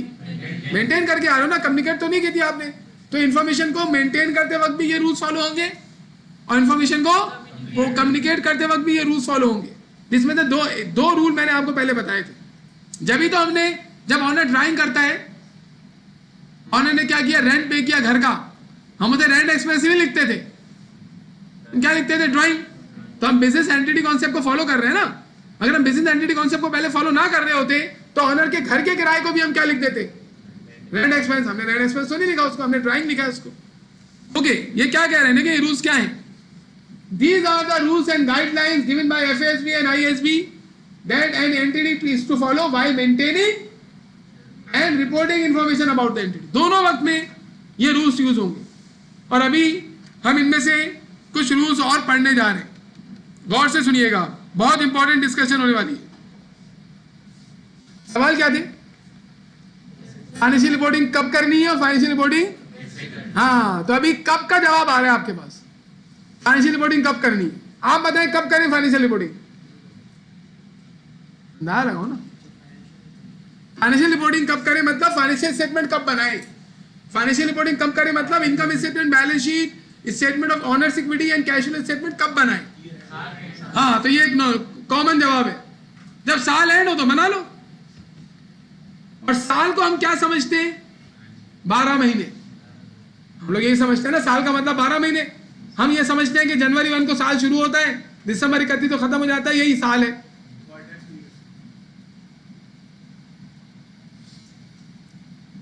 तो ये रूल हमें बताएगा कि हमें फाइनेंशियल रिपोर्टिंग कब करनी है।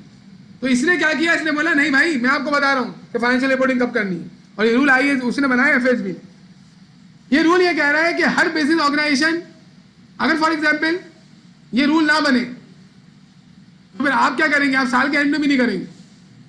आप बोलेंगे जब जरूरत पड़ेगी ना उस टाइम कर लेंगे, और आप बैठे रहेंगे। जब कोई आएगा यूजर ऑफ अकाउंटिंग इन्फॉर्मेशन की मैं इन्वेस्टमेंट कर रहा हूं, मुझे इन्फॉर्मेशन दो, फिर आप रिपोर्ट बनाते बैठे रहेंगे। जब भी इसने रूल बना दिया, इसने क्या कहा है बताइए आप, मैं बता रहा हूं उसके बाद बताना। ये रूल ये कह रहा है कि हर बिजनेस ऑर्गेनाइजेशन के लिए जरूरी है कि वो एक मुद्दत चूज कर ले, पीरियड चूज कर ले, और जब वो पीरियड खत्म हो ना तो फाइनेंशियल रिपोर्टिंग कर दे। और ये पीरियड 1 महीने का भी हो सकता है, 3 महीने का भी हो सकता है, 6 महीने का भी हो सकता है, और 12 महीने का भी हो सकता है। देयर आर 4 ऑप्शंस, 1 महीना, 3 महीने, 6 महीने, 12 महीने, इनमें से एक चूज कर लें आप। अब अगर आपने 12 महीने चूज कर लिया तो उसे भी ईयर कहा जाएगा अकाउंटिंग में। आपने 6 महीने चूज कर लिया तो उसे भी ईयर कहा जाएगा अकाउंटिंग में। अगर आपने 3 महीने चूज कर लिया उसे भी ईयर कहा जाएगा अकाउंटिंग में, और 1 महीना चूज कर लिया उसे भी ईयर कहा जाएगा अकाउंटिंग में। मतलब अकाउंटिंग में ईयर का मतलब 12 महीने नहीं होते। अकाउंटिंग में ईयर का मतलब होता है वो पीरियड जो आपने चूज किया जिसके बाद आपको फाइनेंशियल रिपोर्टिंग करनी है। If you have selected one month for financial reporting, then this is your financial year, this is your accounting period, 1 महीना। तो ये क्यों जरूरी है, क्योंकि जब न्यूमेरिकल आएगा आपके पास, अभी तो उसी के लिहाज से बोलूंगा मैं, अगर उसमें फाइनेंशियल पीरियड ही 3 महीने का है और आप 1 साल का लेके बैठे हुए दिमाग में, तो सारी कैलकुलेशन 12 महीने की करके आ जाओगे। हालांकि कैलकुलेशन तो 3 महीने की करनी थी, तो सारा गलत हो जाएगा। इस वजह से आपको ये देखना बहुत जरूरी होता है कि हमारा अकाउंटिंग पीरियड कितने महीने का है। तो क्या क्या ऑप्शन दिए इसने, 1 महीना, 3 महीने, 6 महीने, और देखिए इसने बोला है टाइम पीरियड प्रिंसिपल कहते हैं। सो क्या कहते हैं, time period principle. Time period principle क्या कह रहे हैं, ये कह रहे हैं कि हर बिजनेस ऑर्गेनाइजेशन अपने फाइनेंशियल रिजल्ट को रिपोर्ट करेगा एक स्टैंडर्ड टाइम पीरियड के बाद। वो स्टैंडर्ड वो चूज करेगा, 1, 3, 6 और 12 महीने। आप बताइए, आपको मैंने ऑप्शन दिया 1, 3, 6 और 12, इनमें से कितने, कौन सा पीरियड आप चूज करेंगे, बताएं क्या देखना पड़ेगा।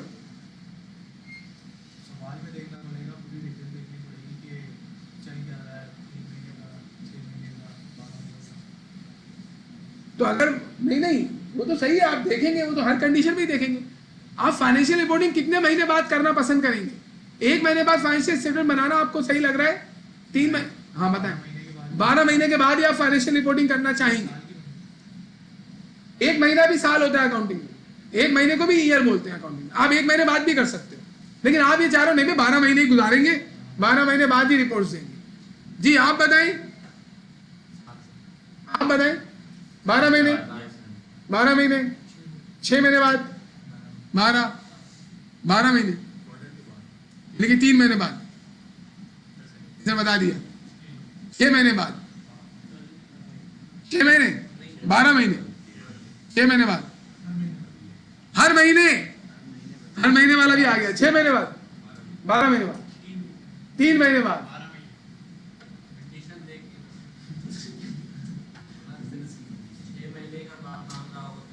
यही जवाब है इसका। तुमने वीडियो पूरी देखी है? नहीं हो ही नहीं सकता। हम किसकी खा रहे हो पहले ये बताओ। बहरहाल अब तो जवाब ही आ गया। भाई आप ऐसे नहीं करेंगे कि अपना दिल जब चाह रहा है फाइनेंशियल रिपोर्टिंग करनी है, दिल को थोड़ी देखना है आपको एक बात बताएं, आपके घर में सारे लोगों की बड़ी अच्छी एग्जाम्पल है, 9 बजे आ जाते हैं और आज बिरयानी पक रही है। अब आप में जो घर में पकाने वाला बंदा है उसने क्या किया, 7 बजे बिरयानी बना दी। अब आप लोग 9 बजे पहुंचे, बिरयानी पकी हुई थी। अब आप क्या बोलेंगे, आपको जब पता है कि सारे लोग 9 बजे नमूदार होते हैं तो आपको 9:20, 9:25 तक आपको तैयार करनी चाहिए थी ना, ताकि हम सबको गर्म मिले। यानी आप, वो अपने लिए थोड़ी पका रहा है, वो तो आप लोगों के लिए पका रहा है, तो वो आपको देख के करेगा ना काम। तो जो काम आप दूसरे के लिए कर रहे हैं वो उसकी नीड को देख के करेंगे। क्या मतलब है इसका, अगर आप 12 महीने बाद फाइनेंशियल रिपोर्टिंग करें, जबकि आपका क्रेडिटर और आपका इन्वेस्टर हर 3 महीने बाद कहीं से पैसा लाता है, 3 महीने बाद उसके बाद पैसे आ जाते हैं इन्वेस्टमेंट के लिए, और आप उसे 12 महीने बाद इंफॉर्मेशन दे रहे हैं, तो वो तो फिर कहीं और इन्वेस्टमेंट करके बैठ जाएगा, और फिर बाद में आप जाएंगे 12 महीने बाद तो बोलेगा नहीं नहीं मैं कहीं और इन्वेस्टमेंट कर रहा हूँ। या फिर अगर आप 3 महीने बाद इन्फॉर्मेशन देते हैं लेकिन उसके बाद पैसे 6 महीने बाद आते हैं, तो एक मरतबा जो लेके जाएंगे ना 3 महीने बाद, तो बोलेगा नहीं अभी तो पैसे नहीं है, तो सारी एफर्ट हमारी ज़ाया हो गई ना। इसका मतलब है हमें अपने इन्वेस्टर, क्रेडिटर, अपने यूजर ऑफ अकाउंटिंग इन्फॉर्मेशन को देख कर ही फैसला करना चाहिए कि हम उन्हें इन्फॉर्मेशन कितने अर्से बाद प्रोवाइड करेंगे। एक बच्चा क्या बोल रहा है, तो ये तो बड़ा मसला हो गया, अब इन्वेस्टर को देखूं, कस्टमर को देखूं, सप्लायर को देखूं, किसको देखूं मैं? तो इसमें यह है कि आप ज्यादातर को देखेंगे, ज्यादातर को कब इन्फॉर्मेशन चाहिए। अब आपके घर में एक बंदा 7 बजे आता है, 8 बजे आता है, कुछ 9 बजे आ रहे हैं, कुछ 10 बजे आ रहे हैं, कुछ 12 बजे आ रहे हैं, तो अब पकाने वाला तो परेशान हो जाएगा, तो वो ये देखेगा ज्यादातर लोग कब जमा हो जाते हैं, उस टाइम वो पका देगा वो। इसी तरीके से आप क्या करेंगे, आप ये सेलेक्ट करिए, देखेंगे ज्यादातर लोगों को कब इन्फॉर्मेशन चाहिए, 3 महीने बाद, तो आप 3 महीने बाद रिपोर्टिंग करना शुरू कर देंगे। इसका मतलब है ये पीरियड जो चूज कर रहे हैं ना, ये देखकर चूज करना है। किसको देखकर? अपने आप को देखकर, अपने बिजनेस को देखकर, यूजर्स ऑफ अकाउंटिंग इन्फॉर्मेशन की नीड्स को देखकर कि उन्हें कब चाहिए इन्फॉर्मेशन। अच्छा एक बात बताओ, अगर तुमने 3 महीने चूज कर लिए, तुम्हें लगा कि 3 महीने बाद यूजर ऑफ अकाउंटिंग इन्फॉर्मेशन को इन्फॉर्मेशन चाहिए होती, तुमने 3 महीने बाद फाइनेंशियल स्टेटमेंट बना के दे दिया उनको, फिर कुछ अर्से बाद तुम्हें लगा यार नहीं 3 महीने बाद नहीं करनी चाहिए थी मुझे, कि मैं गलत कर रहा हूँ, मुझे 6 महीने बाद करनी चाहिए थी। फिर आपने क्या करेंगे, फिर आप क्या करेंगे, फिर पॉसिबल नहीं है क्या? मतलब 3 महीने पहले, 3 महीने क्या, 3 महीने बाद की, फिर आपको अंदाजा हुआ नहीं यार 3 महीने बाद मैंने गलत कर दी, 6 महीने बाद करनी चाहिए, फिर आप ये 6 महीने का पीरियड चूज कर लेंगे, फिर 6 महीने बाद करना शुरू कर देंगे फाइनेंशियल रिपोर्टिंग। फिर कुछ अर्से बाद आपको लगा नहीं ये 6 महीने में गलत चूज की मुझे तो 12 महीने बाद करनी चाहिए थी। अगर इस तरीके से आप करेंगे तो क्या होगा,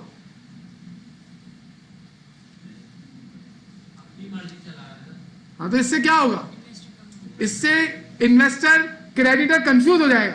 कैसे कंफ्यूज हो जाएगा वो, यार कभी 3 महीने बाद ये फाइनेंशियल स्टेटमेंट आ रहे होते हैं, कभी 6 महीने बाद आ रहे होते हैं, कभी 12 महीने बाद आ रहे होते हैं। इसका मतलब है कि अगर आपने गलत फाइनेंशियल पीरियड चूज किया है और आप उसको चेंज करना चाहते हैं तो क्या आप चेंज कर सकते हैं?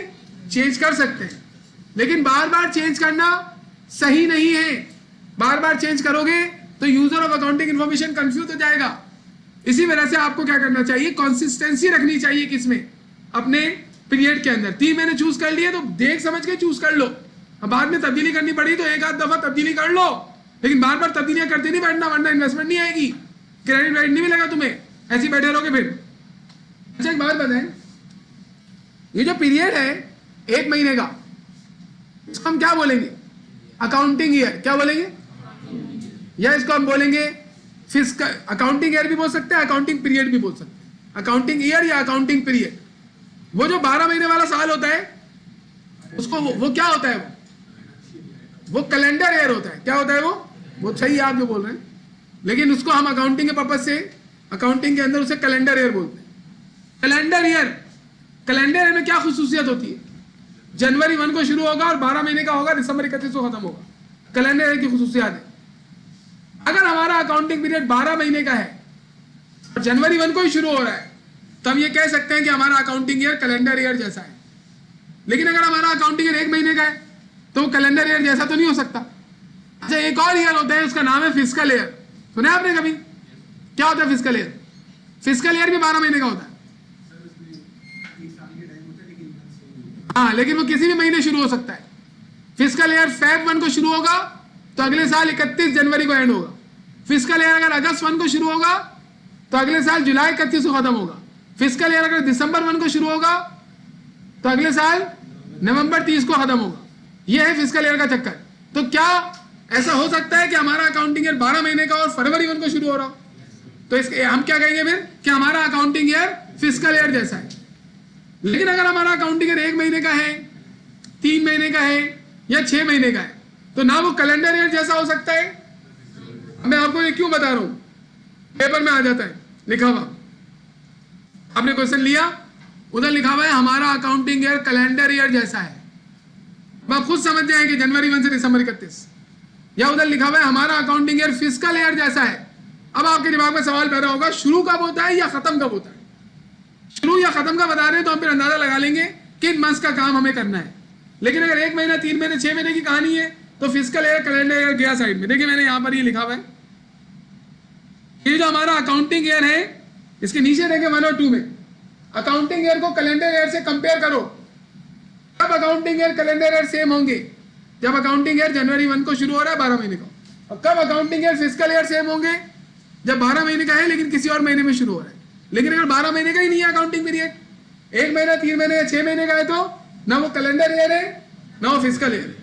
लेकिन जो पीरियड आप चूज कर लेंगे उसको नाम क्या देंगे? दिया हुआ लिखा हुआ है, उसे क्या नाम दोगे? Accounting period, financial period, accounting year या फाइनेंशियल ईयर, ये नाम है इसके। किसके? अगर मैंने 3 महीने का पीरियड चूज किया, इन 3 महीने का नाम है financial year, accounting year, financial period, accounting period. तो this was time period principle. क्या टाइम पीरियड प्रिंसिपल ने आपको बताया कि फाइनेंशियल रिपोर्टिंग कब करनी? उसने कोई स्पेसिफिक जवाब नहीं दिया। उसने बोला तुम मुद्दत चूज कर लो, उस मुद्दत के बाद फाइनेंशियल रिपोर्टिंग करनी। अब तुमने जनवरी 1 को तुम्हारा कारोबार शुरू हुआ, तुमने 3 महीने की मुद्दत चूज कर ली। अब तुम पहली फाइनेंशियल रिपोर्टिंग कब करोगे? मार्च 31। दूसरी फाइनेंशियल रिपोर्टिंग जून 30, तीसरी फाइनेंशियल रिपोर्टिंग सितंबर 30 और चौथी फाइनेंशियल रिपोर्टिंग दिसंबर 31। यानी एक कैलेंडर ईयर में 4 मरतबा फाइनेंशियल रिपोर्टिंग हो रही होगी। इसने हमें आइडिया दे दिया कि फाइनेंशियल रिपोर्टिंग हमें कब करनी है, अपनी मर्जी से नहीं। एक दफा चूज कर लिया 12 महीने का अकाउंटिंग पीरियड, अब हर साल तुम्हें बनाने, ये नहीं कि पहले साल बनाया दूसरे साल खामोश बैठे हुए आप, नहीं, दूसरे साल भी आपको फाइनेंशियल स्टेटमेंट बनाने और यूजर ऑफ अकाउंटिंग इन्फॉर्मेशन को देने। तो कितने सवाल के जवाब मिल गए? क्या क्या सवाल थे हमारे?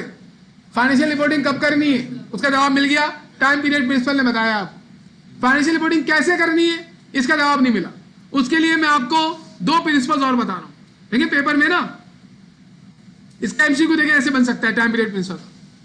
मिस्टर असलम एक बिजनेस चला रहे और उन्होंने अकाउंटिंग पीरियड, उन्होंने पीरियड चूज किया है 3 महीने का, और 3 महीने बाद ये फाइनेंशियल स्टेटमेंट, इनकम स्टेटमेंट वगैरह बनाते हैं। तो पता है वो कौन से प्रिंसिपल को फॉलो कर रहे हैं? तो आप टाइम पीरियड, हाँ नहीं, प्रिंसिपल का नाम क्या है? Time period principle. ये सारी बातें किसकी हुई है? टाइम पीरियड प्रिंसिपल की। अकाउंटिंग पीरियड कोई प्रिंसिपल का नाम थोड़ी है। अकाउंटिंग पीरियड तो वो मुद्दत है जो आपने चूज की है टाइम पीरियड प्रिंसिपल को फॉलो करते हुए। आप बोलेंगे वो कौन से प्रिंसिपल को फॉलो कर रहा है? टाइम पीरियड प्रिंसिपल को।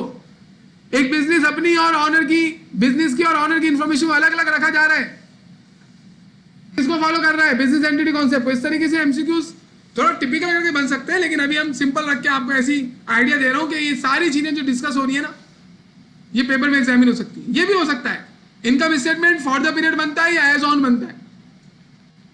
फॉर द पीरियड मतलब पूरे साल का, एज ऑन मतलब आखिरी दिन का। Income statement for the year बनता है बेटा, अभी तो पीछे बता के आ रहे, फॉर द पीरियड बनता है। अब 2 प्रिंसिपल, अच्छा एक प्रिंसिपल मैं आपको बता चुका हूं इसी दौरान, प्रिंसिपल ऑफ कंसिस्टेंसी। ये देखिए प्रिंसिपल ऑफ कंसिस्टेंसी रास्ते में आ गया था तो बता दिया। क्या है ये principle? If you have chosen any method और procedure in accounting, you should not change that method और प्रोसीजर अननेसेसरली। चेंज करना हो तो कर लो, लेकिन बार बार तब्दीली ना करो। ये सिर्फ टाइम पीरियड प्रिंसिपल के लिए बोल रहा है या हर मेथड के लिए बोल रहा है? देखिए क्या बोल रहा है, ये हर मेथड के लिए बोल रहा है। ये प्रिंसिपल ये बोल रहा है कि अगर आप अकाउंटिंग में कोई भी तरीका चूज कर लो तो उसी तरीके को यूज करते रहो। अगर आपके पास 2 तरीके हैं, अकाउंटिंग में रूल्स बनाए गए, 2 तरीके दिए गए किसी एक काम को करने के, और आपने पहले वाला तरीका चूज कर लिया, अब आप उसी में रहो, उसी तरीके से आप काम करते रहो, बार बार उसमें तब्दीलियां नहीं करो कि पहले तरीके से कर रहे हो, कभी दूसरे तरीके से कर रहे हो, फिर कहीं पहले तरीके से कर रहे हो। ये अलाउ नहीं है। ये प्रिंसिपल मैंने किसके लिहाज से अभी आपको बताया? फिलहाल टाइम पीरियड प्रिंसिपल के लिहाज से। क्यों? टाइम पीरियड प्रिंसिपल ने हमें कहा एक मुद्दत चूज करो, तो उस मुद्दत में बार बार चेंजेस नहीं करनी चाहिए। तो ये प्रिंसिपल ऑफ कंसिस्टेंसी कह रहा है। कंसिस्टेंसी, कंसिस्टेंट का मतलब पता है ना आपको? एक जैसा रहना। जैसे शाहिद आफरीदी था, पहले मैच में आया 0, दूसरे मैच में आया 0, तीसरे मैच में आया 0, कंसिस्टेंट था कि 0 ही बनाएगा। जबकि हमारे पास तेंदुलकर आता था तो भाई 50-60 रन तो करके जाएगा वो, या फिर हमारे पास वसीम अकरम आता था बॉलिंग करवाने, तो अगर उसको पहला ओवर दिया है तो इंडिया के 2-3 वो लुढ़का देता था पहले ओवर में, या पहले उसके अंदर 3-4 ओवर में। तो इंडिया, आप देखें पुराने मैचेस वसीम अकरम, शुरू में ये तेंदुलकर, मंडोलकर, गांगुली और ये राहुल द्रविड़ इन्हें उड़ा देता था, तो वो कंसिस्टेंट था अपनी परफॉर्मेंस में। तो कंसिस्टेंट जो होता है ना वो अच्छा होता है। तो प्रिंसिपल ऑफ कंसिस्टेंसी क्या कह रहा है? एक जैसा रखो। किसको? अकाउंटिंग के मेथड्स एंड प्रोसीजर्स को चेंज ना करो बिला वजह, ये कह रहा है वो।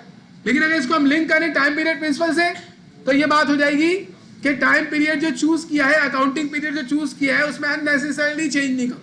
तो पढ़े से क्या बोल रहे हैं?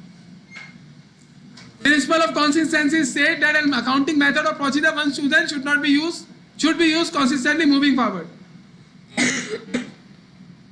आगे जब अकाउंटिंग पढ़ेंगे ना, तो टीचर आपको डिफरेंट मेथड्स पढ़ाएगा और वहां वो बोलेगा कि देखो मेथड चूज किया है ना, अब इसमें तब्दीली हो रही है, तो तब्दीली फेवरेबल नहीं होती बार बार करना।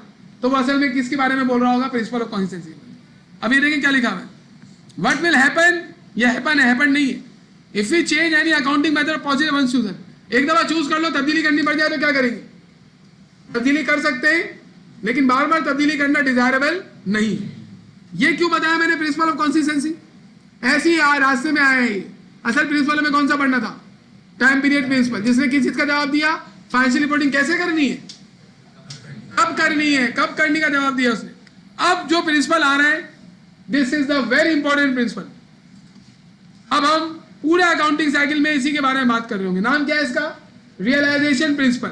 आपको याद है शुरू वाली क्लासेस में मैंने रियलाइज का मतलब बताया था आपको। क्या मतलब था रियलाइज का? अर्न करना। रियलाइज का मतलब मैंने बताया था अर्न करना या कैश में कन्वर्ट करना। शुरू के लेक्चर में है ही। कोई बात भी जो मैं कर रहा हूं ना, वो सारी की सारी बातें जो है पीछे से कनेक्टेड आ रही है। अब रियलाइजेशन प्रिंसिपल ऐसा प्रिंसिपल जो कमाई से मुताल्लिक है। कमाई से मुताल्लिक क्या आगे लिखा हुआ है? Revenue recognition method. रिकॉर्ड करने का मतलब क्या होता है? एंट्री वगैरह बनाना, लिख लेना। अकाउंटिंग में रिकॉर्ड करने को ना रिकॉग्नाइज बोलते हैं। पहले नहीं बताया था, बता दिया। यानी if you record something in accounting, it means you have recognised it. Recognise मतलब रिकॉर्ड करना।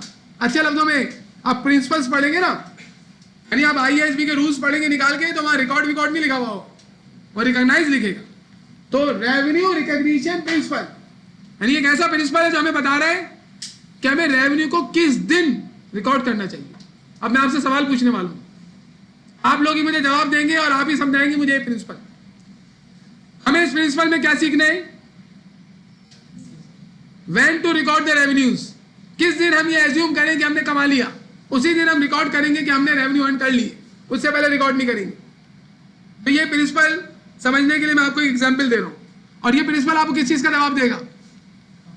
फाइनेंशियल रिपोर्टिंग कैसे करनी है और एडजस्टिंग एंट्रीज हम क्यों बनाते हैं। एक नई चीज आ गई आपके सामने, एडजस्टिंग एंट्रीज बनेंगी अभी।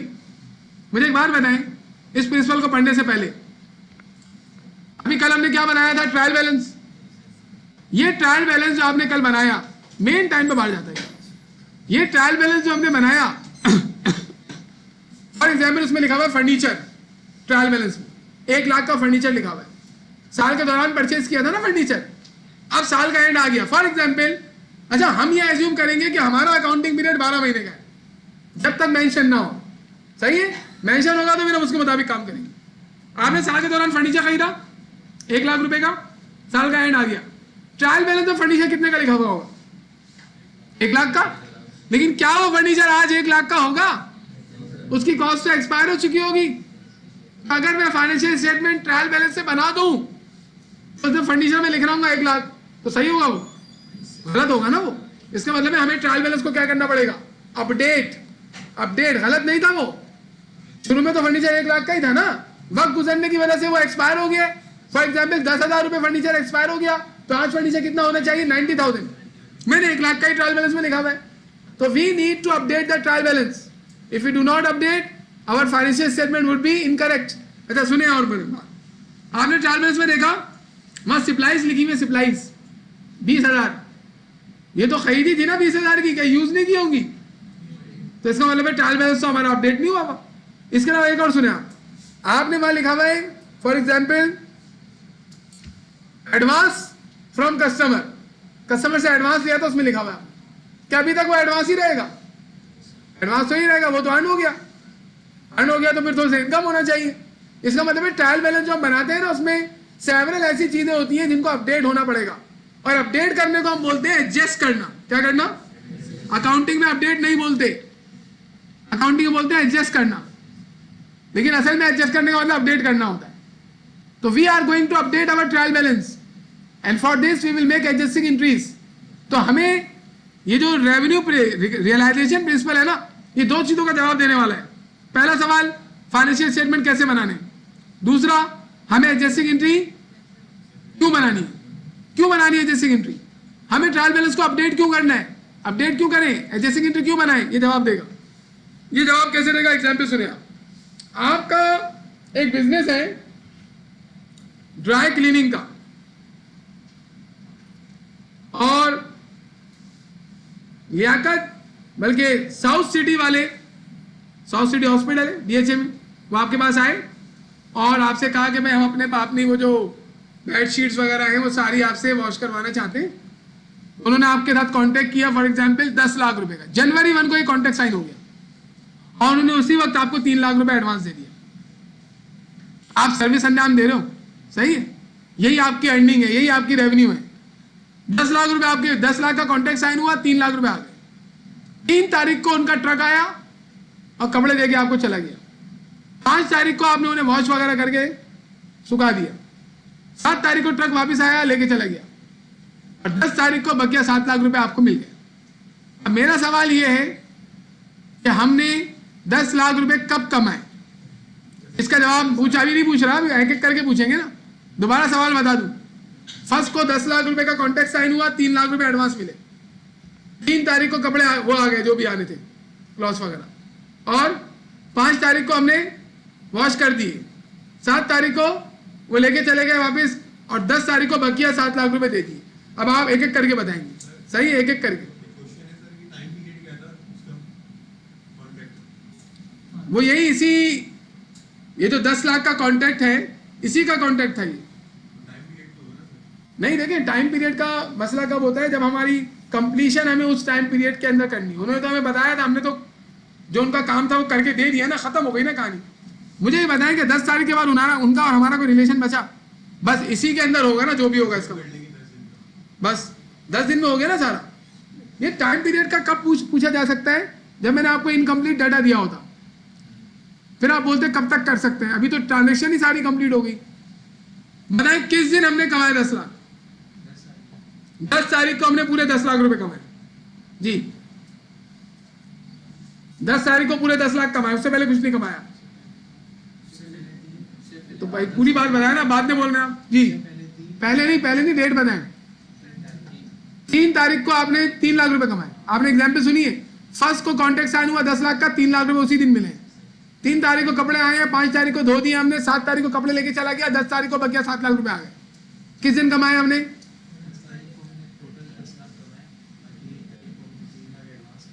अच्छा, वहां पे 3 लाख कमा लिया, 10 लाख कमा लिया, ऐसे कैसे? वहां 3 लाख कमा लिया तो यहाँ 7 लाख बोलो ना 10 तारीख को। यानी आप ये कहना चाह रहे हो फर्स्ट को हमने 3 लाख कमा लिए और 10 को 7 लाख कमाए। शॉर्ट कीजिएगा जल्दी जल्दी। पहली तारीख को पूरे 10 लाख रुपए कमा लिए। अच्छा, रीजन नहीं पूछ रहा हूं अभी, यहाँ सिर्फ आप ऑप्शन बताएं। यानी 3 लाख हमने फर्स्ट को कमाया, यानी वही आंसर हो गया। यही है, सेम आंसर। यानी ये कह रहे हैं पहली तारीख को ही 10 लाख रुपए पूरे कमा लिए। 7 तारीख को 3 लाख कमाए, 10 तारीख को 7 लाख कमाए। अरे भाई आ रहा हूं ना तुम्हारे पास। 7 तारीख को पूरी बात करो। 7 तारीख को पूरे 10 लाख कमाए, 3 लाख भी और 7 लाख भी। पहली तारीख को 10 लाख कमा लिए। आप तो हो गया ना तुम्हारा बात। पहली तारीख को 10 लाख कमा लिए, पहली तारीख को 10 लाख कमा लिए। पहली तारीख को 3 लाख कमाए और 10 तारीख को हमने 7 लाख कमाए। अब किस दिन कमाए हैं? कितने? वही 3 लाख और 7 लाख। हाँ, पहली तारीख को ही 10 लाख कमा लिए।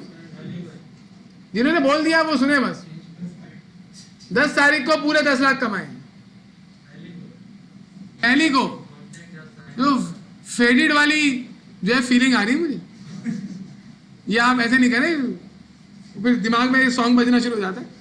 पहली तारीख को 10 लाख कमा लिए जी, पहली तारीख 10 लाख कमा लिए, पहली तारीख को 10 लाख कमा लिए। 3 लाख और 7 लाख वाली कहानी बोल रही है। पहली तारीख को 10 लाख कमा लिए,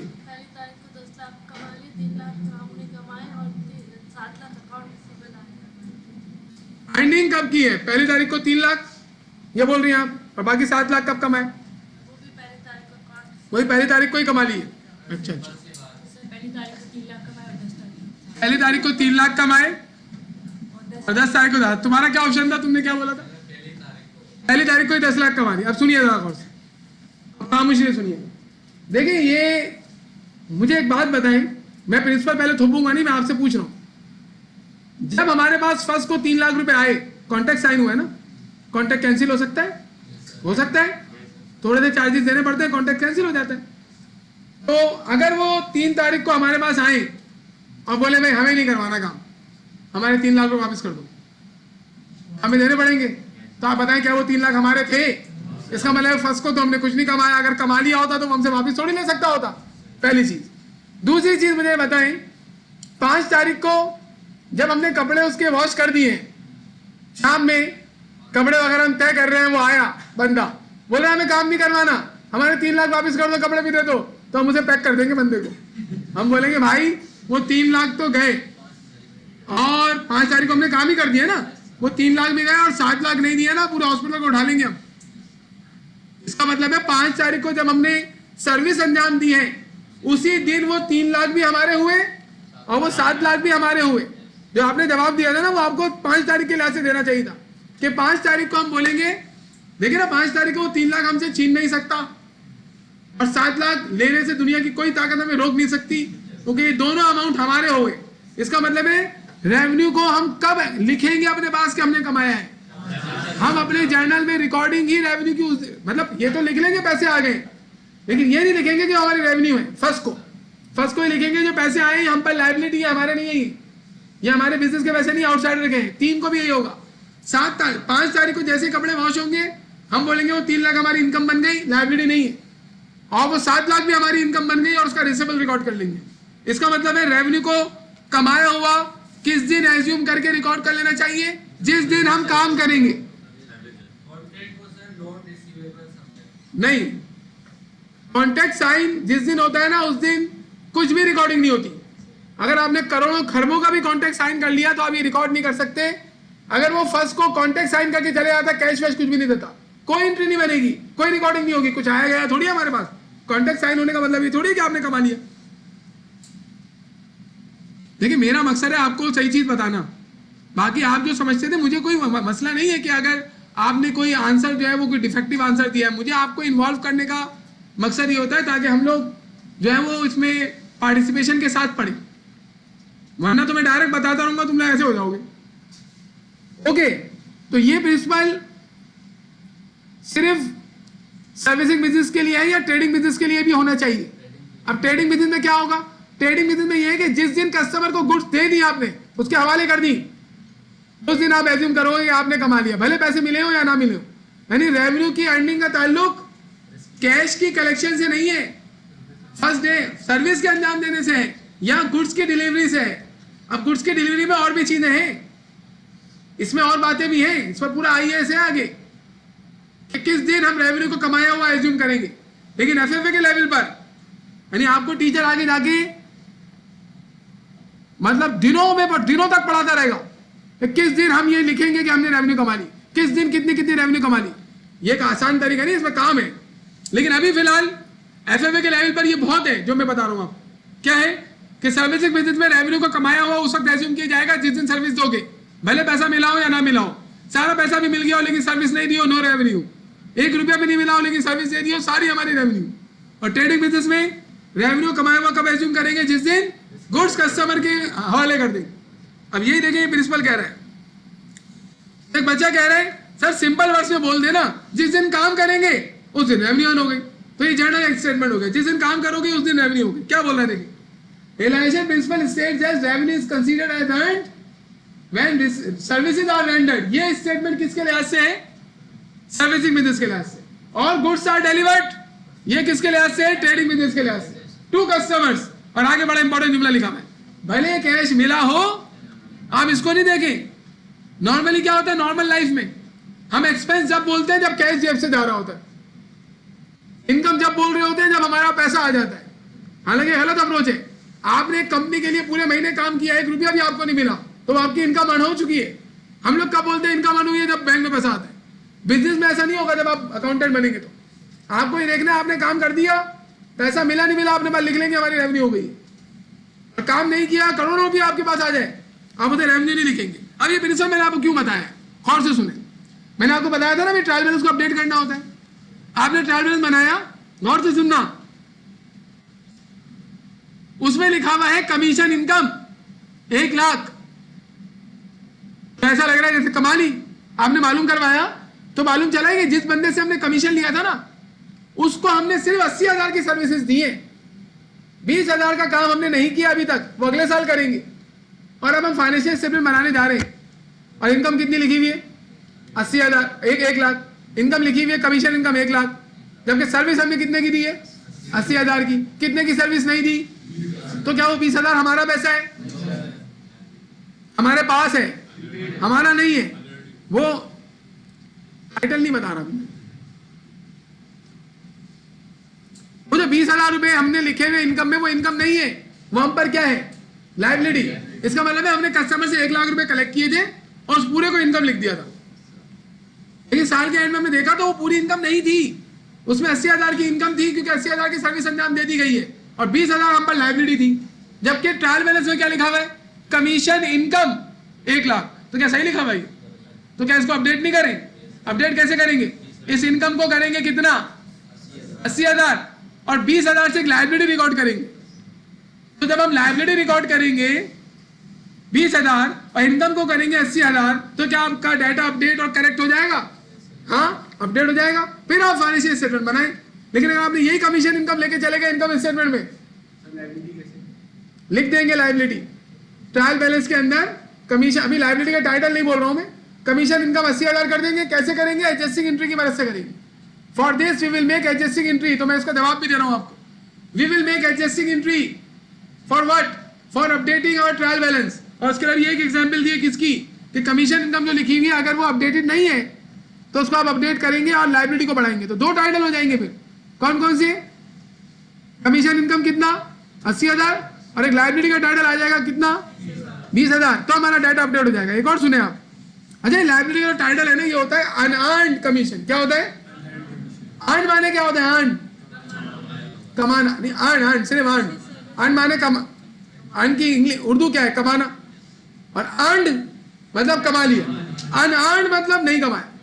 तो अनअर्न्ड कमीशन मतलब कमीशन नहीं कमाया, मतलब ये हम पर क्या है? लायबिलिटी। तो अगर आपके ट्रायल बैलेंस में कमीशन इनकम लिखी हुई थी 1 लाख और आपको मालूम चला नहीं 80 की तो सर्विस अंजाम दी है, 20 की नहीं दी, तो आपको इसे अपडेट करना पड़ेगा। एक एंट्री बनानी पड़ेगी, एडजस्टिंग एंट्री। उसकी मदद से आप कमीशन इनकम को 80,000 करोगे और एक और टाइटल लिखोगे ट्रायल बैलेंस में, दैट इज अनअर्न्ड कमीशन कितना? 20,000। अब एक और बताओ, आपने 1 लाख रुपए लिए कस्टमर से, 1 रुपया भी नहीं कमाया था, सारा एडवांस था, तो आपको अगलो छूट दी थी अल्लाह ने, आपने उसे कमीशन इनकम नहीं लिखा। क्यों? क्योंकि रिलायंस प्रिंसिपल क्या बोलता है? जब तक सर्विस ना दो वो आपकी इनकम नहीं है। तो आपने बोला ये तो लायबिलिटी है, तो आपने उसको टाइटल क्या दिया? Unearned commission. सही दिया या गलत दिया? सही दिया। साल गुजरा, पूरे दिन गुजरते चले गए, महीनों गुजरे, साल का एंड आया और साल के एंड में हमें फाइनेंशियल रिपोर्टिंग करनी है, इनकम स्टेटमेंट बनाना है। तो इनकम स्टेटमेंट बनाने से पहले सारी चीजों को अपडेट करना पड़ता है। आपने मालूम करवाया तो मालूम चला कि इस अमाउंट में से 60,000 की सर्विस आप प्रोवाइड कर चुके। कितना अनअर्न्ड कमीशन कितना लिखा हुआ था? अनअर्न्ड कमीशन लिखा हुआ था 1 लाख, 60,000 की सर्विस अंजाम दे दी है। तो क्या ये अनअर्न्ड कमीशन सही है? शुरू में सही था, लेकिन आज के लिहाज से गलत है। कितना होना चाहिए इसको? 40,000 होना चाहिए। तो आप क्या करेंगे? आप एडजस्टिंग एंट्री बनाएंगे और एडजस्टिंग एंट्री बनाकर इस अनअर्न्ड कमीशन को कितना कर देंगे? 40,000। और एक और टाइटल लिखेंगे, कौन सा? कमीशन इनकम या अर्न्ड कमीशन रेवेन्यू का कितने से, लेकिन उसका टाइटल कमीशन इनकम है। क्या लिखेंगे? 60,000 से। तो आप मुझे बताएं आपने किस चीज को अपडेट किया है? इनकम को अपडेट किया है या लायबिलिटी को? दोनों ही हुए ना, इनकम भी रिकॉर्ड हो गई, वो नहीं लिखी हुई थी, और अनंत भी अपडेट हो गया। ये कौन कह रहा है अपडेट करने का? रियलाइजेशन प्रिंसिपल कह रहा है। रियलाइजेशन प्रिंसिपल कह रहा है कि अनंत कमीशन जो लिखा हुआ है तुम्हारा, ये पूरी लायबिलिटी साल के एंड में लायबिलिटी नहीं है, इसमें कुछ इनकम है, तो इनकम बढ़ाओ, लायबिलिटी कम करो। तो पहली वाली एग्जाम्पल दी थी, पूरा कमीशन इनकम लिखा हुआ है 1 लाख, फिर आपको मालूम चला नहीं इसमें तो 80,000 रुपए इनकम है, 20,000 इनकम नहीं है, तो आपने 80,000 इनकम को बनाया और 20,000 से लायबिलिटी रिकॉर्ड की। ये कौन कह रहा है करने के लिए? Realisation principal. रियलाइजेशन प्रिंसिपल कह रहा है ऐसा करो, और ऐसा करने के लिए आप क्या करेंगे? एडजस्टिंग एंट्री बनाएंगे। कब? साल के एंड में। ये जो अकाउंट्स है ना, इनको अपडेट करने के लिए एक एंट्री बनती है, उसे कहते हैं एडजस्टिंग एंट्री। और असल में हमारा अगला टॉपिक ही क्या है? Adjusting entry. मैंने अकाउंटिंग साइकिल दिखाया था आपको, उसमें पहला टॉपिक क्या था?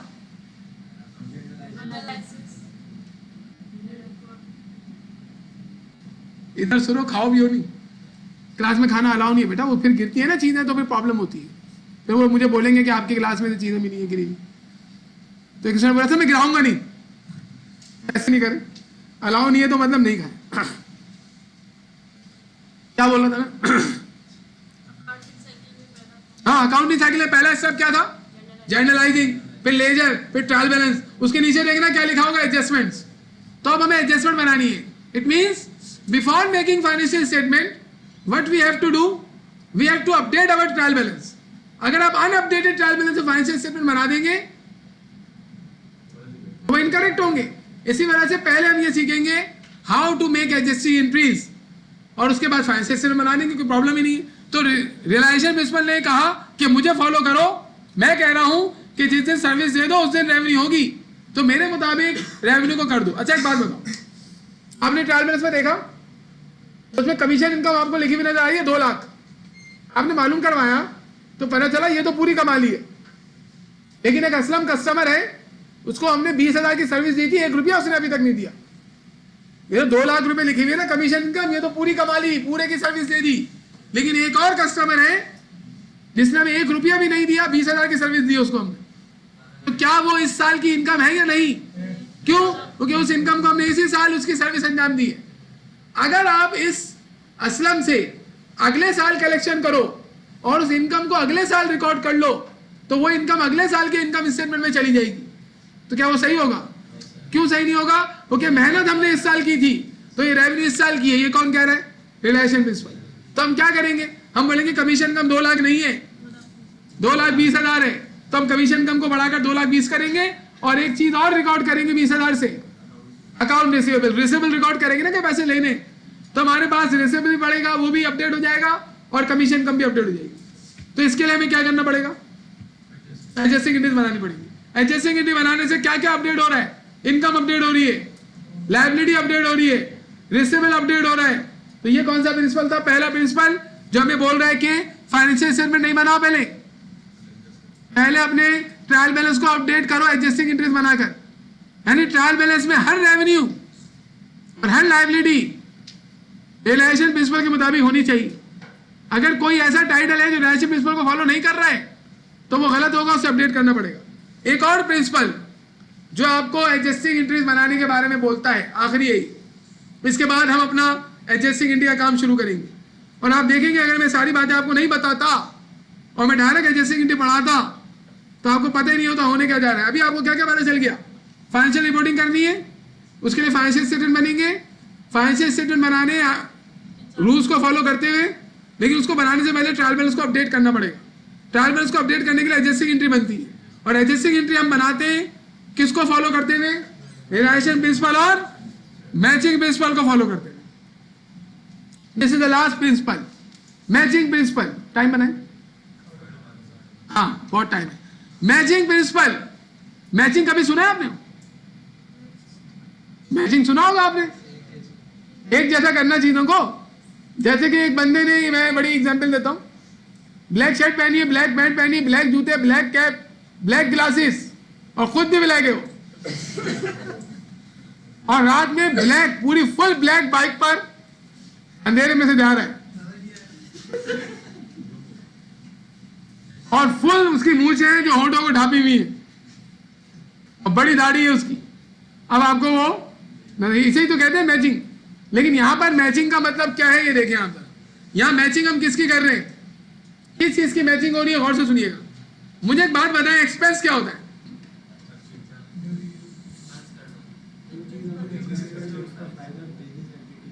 अगर कोई भी कॉस्ट एक्सपायर हो जाए और उससे हम बेनिफिट भी ले चुके हो तो उसे एक्सपेंस कहते हैं। जब भी मैं कहता हूं आपको प्रीवियस जितनी मैंने चीजें बताई ना वो सारी आपको आनी चाहिए।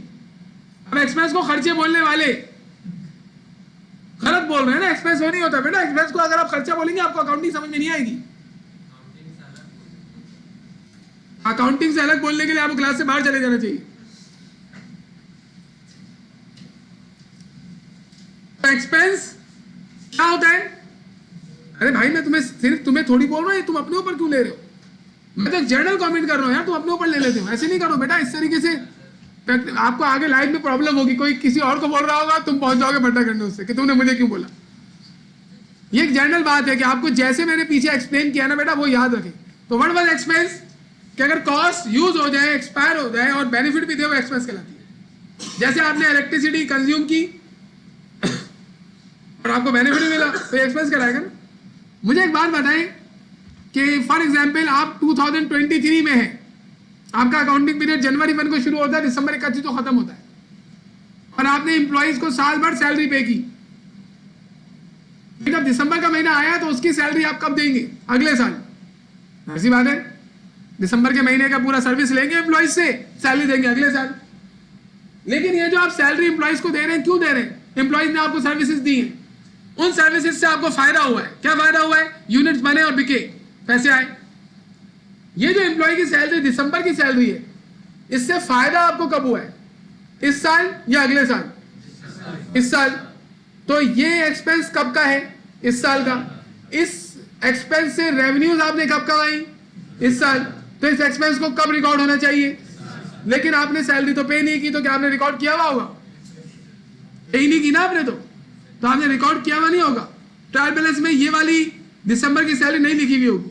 नॉर्मली अकाउंटेंट एंट्री उस वक्त बना रहे होते जब कैश दे देते। अब क्योंकि इसका कैश ही पे नहीं किया तो लिखा हुआ ही नहीं होगा। लेकिन क्या इसको लिखा हुआ होना चाहिए? यानी अगर आपकी सैलरी एक्सपेंस ट्रायल बैलेंस में 2 लाख रुपए लिखी हुई है और दिसंबर की बनती है 20,000, जो कि अभी हमने पे ही नहीं की, तो हम पेमेंट के दिन का इंतजार नहीं करेंगे। हम बोलेंगे ये जो एक्सपेंस है ये अगले साल का नहीं है, भले पे हम अगले साल करें लेकिन एक्सपेंस इसी साल रिकॉर्ड होगा। और इस साल आप एक्सपेंस को बढ़ा के कितना कर लेंगे? 2,20,000। और जो 20,000 है वो आपने पे नहीं किया, तो आप पर क्या है? लाइबिलिटी ना, अगले साल पे करेंगे। अगर आप ऐसा ना करें तो क्या इस साल की इनकम सही निकलेगी?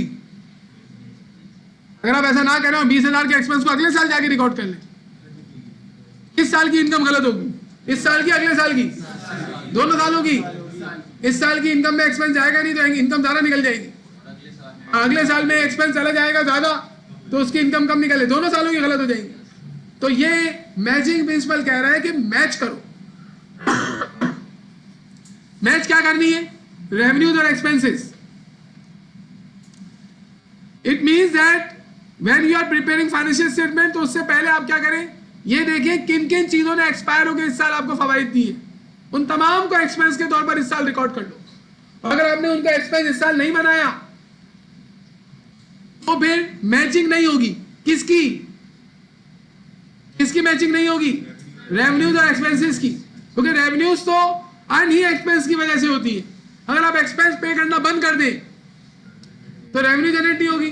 भाई आप ड्राई क्लीनर है, आप मशीनें नहीं खरीदे, एम्प्लॉइज ना रखे, अपनी शॉप का किराया ना दें, डिटर्जेंट नहीं खरीदे, सर्फ वगैरह, बिजली के को पैसे ना दें, तो आप कमा सकते? नहीं कमा सकते। इसका मतलब है कमाने के लिए सारे एक्सपेंसेस इनकर करने पड़ते हैं। तो एक्सपेंस और रेवेन्यूज का आपस में कनेक्शन है। जिस पीरियड की रेवेन्यू हो उसमें से उसी पीरियड के एक्सपेंसेस लेस होने चाहिए। अगर इस पीरियड के रेवेन्यूज में से हम पिछले साल के एक्सपेंसेस को लेस करें या अगले साल के एक्सपेंसेस को लेस करें तो ये गलत हो जाएगा। तो हमें मैच करना पड़ेगा, और यही कह रहा है मैचिंग प्रिंसिपल। क्या कह रहा है? Matching principle state that expenses incurred should be recorded in the same period in which the related, अभी बात कंप्लीट नहीं हुई, in which the related revenue is earned और रिलेटेड बेनिफिट आर रिसीव्ड। क्या मतलब है इसका? देखिए एक बात सुने। आपने क्या किया, आपने एडवांस एडवर्टाइजिंग का पैसा पे किया साल के दौरान। जब आपने एडवांस पे किया तो वो एसिड है एक्सपेंस है? उसका टाइटल क्या बनाया था मैंने, प्रीपेड एडवर्टाइजिंग। 3 लाख रुपए पे किए थे, आपने लिख दिया प्रीपेड एडवर्टाइजिंग। साल का एंड आया, अब भी वो लिखा हुआ है प्रीपेड एडवर्टाइजिंग 3 लाख। गलत लिखा हुआ है, क्योंकि उसमें से काफी एडवर्टाइजिंग कंपनी हमारी कर चुकी होगी। आपने बंदा भेजा, मालूम करवाया, तो मालूम चला 3 लाख में से 2,40,000 की एडवर्टाइजिंग हो चुकी है। इसका मतलब है हमारा कितना एडवांस उसके पास पड़ा हुआ है। इस 60,000 के अमाउंट से आपको कब फवाइद होंगे, अगले साल। तो ये एक्सपेंस अगले साल बनेगा, लेकिन 2,40,000 का तो एक्सपेंस बन गया ना। और आपने ट्रायल बैलेंस में पूरा का पूरा क्या लिखा हुआ है, क्या प्रीपेड एडवर्टाइजिंग के नाम से, यानी आपने उसका एसेट लिखा हुआ है, एक्सपेंस लिखा हुआ है। Prepaid advertising is the title of asset. आपने बोला एक्सपेंस लिखा हुआ, किसने बोला एक्सपेंस लिखा हुआ? साल के शुरू में, जो साल के दौरान जब प्रीपेड एडवर्टाइजिंग की पेमेंट हुई, तो हमने प्रीपेड एडवर्टाइजिंग लिखा हुआ है ना उसको, हमने उसको एसेट लिखा हुआ था। अब साल के एंड में क्या होगा, 2,40,000 को हम क्या लिखेंगे, एक्सपेंस लिखेंगे, और 60,000 को क्या लिखेंगे, एसेट लिखेंगे। लेकिन इसके लिए हमें डाटा को क्या करना पड़ेगा, अपडेट।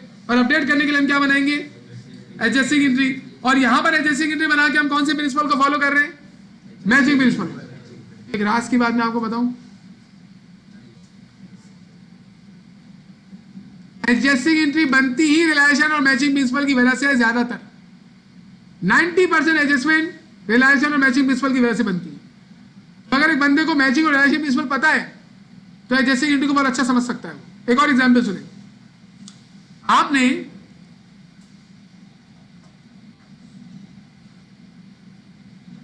जो है वो ट्रांसपोर्टेशन के पैसे दिए ट्रांसपोर्टेशन कंपनी को, वो क्या करती है, आपके सामान को इधर से उधर मूव करती है।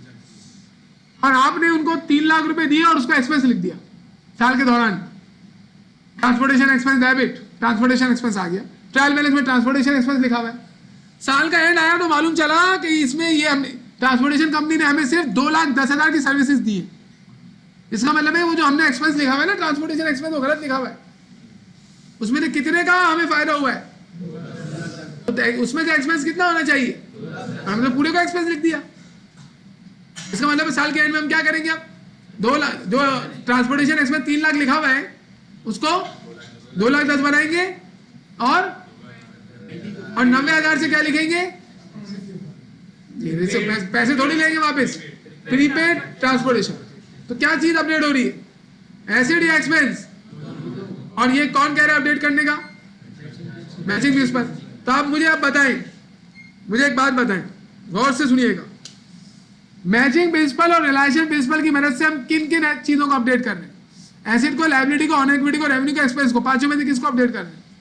मैं आपको एग्जांपल दे रहा हूं, सही? आप मुझे बताइएगा कौन सी चीज अपडेट हो रही है। सही, आपने इंश्योरेंस पे किया एडवांस इंश्योरेंस कंपनी को, उसे लिख दिया प्रीपेड इंश्योरेंस साल के दौरान, एसिड है नहीं। साल का एंड आया तो मालूम चला इसमें से जो है वो 50% इंश्योरेंस एक्सपायर हो गया। तो अब क्या करेंगे, 50% को एक्सपेंस बनाएंगे और एसिड जो लिखा हुआ है उसको कम करके 50% बना देंगे। तो कौन सी चीज को अपडेट किया आपने? सुनते रहे और याद करते रहे साथ साथ बात को। एसिड को, दोनों को नहीं बोले, एसिड को अपडेट किया और एक्सपेंस को। एक और एग्जांपल ले लें हम, एम्प्लॉइज को जो सैलरी वाली एग्जांपल थी, हर महीने की सैलरी 1-1 लाख रुपए आप पे करते हुए आ रहे हैं। 11 महीने की सैलरी रिकॉर्ड हुई हुई आपके पास है, कितनी? 11 लाख। दिसंबर की सैलरी अभी आपने पे नहीं की, वो रिकॉर्ड नहीं हुई, तो क्या रिकॉर्ड करेंगे? हाँ, मैचिंग प्रिंसिपल कह रहे हैं वो सैलरी जो आपको पे करनी है उससे फायदे इस साल हुए हैं आपको, तो आप रिकॉर्ड करेंगे। तो क्या करेंगे, एक्सपेंस को बढ़ाएंगे और किसको बढ़ाएंगे, लायबिलिटी को बढ़ाएंगे। पेबल बढ़ाएंगे ना, तो कितनी चीजें अपडेट हुई? 2। कौन कौन सी? लायबिलिटी और एक्सपेंस। तो अभी आपको 2 एग्जाम्पल से क्या मालूम चला, एसिड भी अपडेट हो रहा है, एक्सपेंस और लायबिलिटी। अब एक और एग्जाम्पल है, आपने एक टेनेंट से एडवांस रेंट ले लिया, 5 लाख रुपए एडवांस रेंट उससे दिया आपको। आपने उसको आपने बिल्डिंग किराए पे दी है ना, तो वहां पर लायबिलिटी है, उसका आपने लिखा अनअर्न्ड रेंट। साल का एंड आया तो मालूम चला इसमें से 4 लाख की बिल्डिंग का रेंट सवाल हो गया उसके। इसका मतलब है अब वो जो अनअर्न्ड रेंट अभी भी ट्रायल बैलेंस में लिखा हुआ है 5 लाख, उसे अपडेट करना पड़ेगा। कितना बनाएंगे उसे? 4 लाख रुपए का रेंट यूज कर लिया ना, एक्सपेंस कहां से? हमने सुनो, दोबारा एग्जाम्पल सुनो। हमने अपने टेनेंट से रेंट लिया 5 लाख रुपए, ये हमारे हम पर लाइबिलिटी था। तो साल का एंड आएगा ना तो वो एक्सपेंस नहीं बनेगा, वो इनकम बनेगी हमारी। अब क्या करेंगे साल के एंड में? अनएंड रेंट को कितना बनाएंगे? 1 लाख, और 4 लाख को क्या बनाएंगे? Rent income. तो कितनी चीजें अपडेट हो रही है? 2। कौन कौन सी? लाइबिलिटी और रेवेन्यू। तो कितनी किस्म की चीजें अपडेट हो रही है बताएं? बताएं बताएं, बोले। एसेट भी अपडेट होता है, लाइबिलिटी, एक्सपेंस और रेवेन्यू। तो एडजस्टिंग एंट्री बनाए बगैर अगर मैं फाइनेंशियल स्टेटमेंट बनाऊं तो क्या वो सही होंगे? नहीं। पहली बात तो इस पर सब मुत्तफिक है, तो हमें एडजस्टिंग एंट्री बनानी पड़ेगी। We have to study adjusting entry first. Financial reporting में आप आगे नहीं बढ़ सकते एडजस्टिंग एंट्री बनाए बगैर। और एडजस्टिंग एंट्री बनाते वक्त हम कौन से प्रिंसिपल का फॉलो कर रहे होंगे? 2 प्रिंसिपल्स फिलहाल, रिलेशन प्रिंसिपल और मैचिंग प्रिंसिपल। और कितनी चीजों को अपडेट कर रहे होंगे? हालांकि अकाउंटिंग में कितने टाइप के अकाउंट्स होते हैं? 5। Asset, liability, honour equity, revenue और एक्सपेंस। लेकिन आप देखें यहां पर हम सिर्फ इसको छोड़ेंगे।